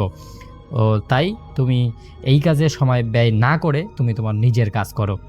তো রাসেল ভাই এরপর থেকে মাওলানা নাসিরুদ্দিন আসলে সেই বিষয়ে কোনো কথা বলেনি, কিন্তু মাওলানা নাসিরুদ্দিন যখনই কোনো বিপদে পড়েছেন মানে বিপদ পড়ার একদিন পরেই উনি কোনো না কোনোভাবে সেই বিপদ থেকে উদ্ধার হয়ে গেছেন। উনি এখনও বিশ্বাস করেন যে ওই যে জিনটা আছে ওই জিনটা ওনাকে বিভিন্নভাবে সাহায্য করে। তো রাসেল ভাই এটা ছিল একটি সত্য ঘটনা, যদি ভালো লাগে তাহলে শেয়ার করবেন। আসসালামু আলাইকুম প্রিয় লিসেনার্স, আশা করছি আপনারা সবাই ভালো আছেন। প্রিয় লিসেনার্স, আমরা আজকের এই এপিসোডটির মাধ্যমে আপনাদেরকে বেশ কয়েকটি ভয়ানক ভয়ের ঘটনা শোনানোর চেষ্টা করেছি। বাছাই করা সেরা ভয়ানক ঘটনাগুলোই কিন্তু আপনারা আজকে এই এপিসোডটির মাধ্যমে শুনতে পেয়েছেন। এতক্ষণ থেকে আপনারা যারা আমাদের এই ভিডিওটি দেখতেছেন বা এখন পর্যন্ত যারা আমাদের ভিডিওটির সাথেই আছেন, আমি আপনাদের সবাইকে জানাচ্ছি আমার মনের অন্তঃস্থল থেকে শুভেচ্ছা এবং ভালোবাসা। প্রিয় লিসেনার্স, আপনারা আমাদের আজকের এই এপিসোডটির মাধ্যমে শুনতে পেয়েছেন গ্রামের ভয়ানক ঘটনা, ছিল অনেক বাসাবাড়ির ঘটনা, যেই ঘটনাগুলো আপনাদের মাঝে উপস্থাপন করেছেন আপনারা আমার সবার প্রিয় আরজে রাসেল ভাই, আরজে আফনান ভাই, ডক্টর আলিফ বাবু ভাই, আরজে শাফিন ভাই এবং অন্যান্য আরজে সহ আমি শাকিল আহমেদ বেশ কয়েকটি ভয়ানক বাস্তব ভূতের ঘটনা আপনাদেরকে শোনানোর চেষ্টা করেছি। এই ঘটনাগুলো শোনার পর আপনাদের অনুভূতিটাকে আপনাদের কেমন লেগেছে, কোন ঘটনাটি, কত মিনিটের ঘটনাটি আপনার কাছে সব থেকে বেশি ভয়ানক বলে মনে হয়েছে, সেই ঘটনাটি কোথায়, বা আজকের এপিসোডের এমন কোনো ঘটনা যদি আপনার পরিচিত থাকে বা আপনার ফ্যামিলির সাথে বা আপনার গ্রামে বা আপনার কোনো বন্ধু বান্ধবের সাথে বা আপনি কারো কাছ থেকে শুনেছেন বলে মনে হয়েছে, তাহলে সেই ঘটনাটি কত মিনিটে আছে, কত সিরিয়াল আছে, কত নম্বর ঘটনাটি, সেটি কিন্তু অবশ্যই জানিয়ে যাবেন। কারণ আপনাদের মন্তব্যগুলো, আপনাদের ভালো লাগাগুলো আমাদের কাছে অনেক অনেক গুরুত্বপূর্ণ। তো প্রিয় লিসেনার্স, সব মিলে আমাদের আজকের এপিসোডটি কেমন ছিল সেটি কিন্তু জানাতে ভুলবেন না। তো প্রিয় লিসেনার্স, আজকে আর কোনো কথা না বাড়িয়ে শেষ করবো আমাদের আজকের এপিসোড। আবারও দেখা হচ্ছে নতুন এপিসোডে নতুন আরো অনেকগুলো ভয়ানক ভয়ানক ঘটনা নিয়ে। ততক্ষণ পর্যন্ত সবাই ভালো থাকবেন, সুস্থ থাকবেন। ভিডিওটি শেষ করার আগে ছোট্ট করে একটা রিকোয়েস্ট থাকবে, যারা যারা এখন পর্যন্ত আমাদের চ্যানেলটিকে সাবস্ক্রাইব করে রাখেননি অবশ্যই চ্যানেলটিকে সাবস্ক্রাইব করে রাখবেন। আবারও দেখা হচ্ছে আগামীকাল ঠিক রাত 11টায় ইনশাআল্লাহ।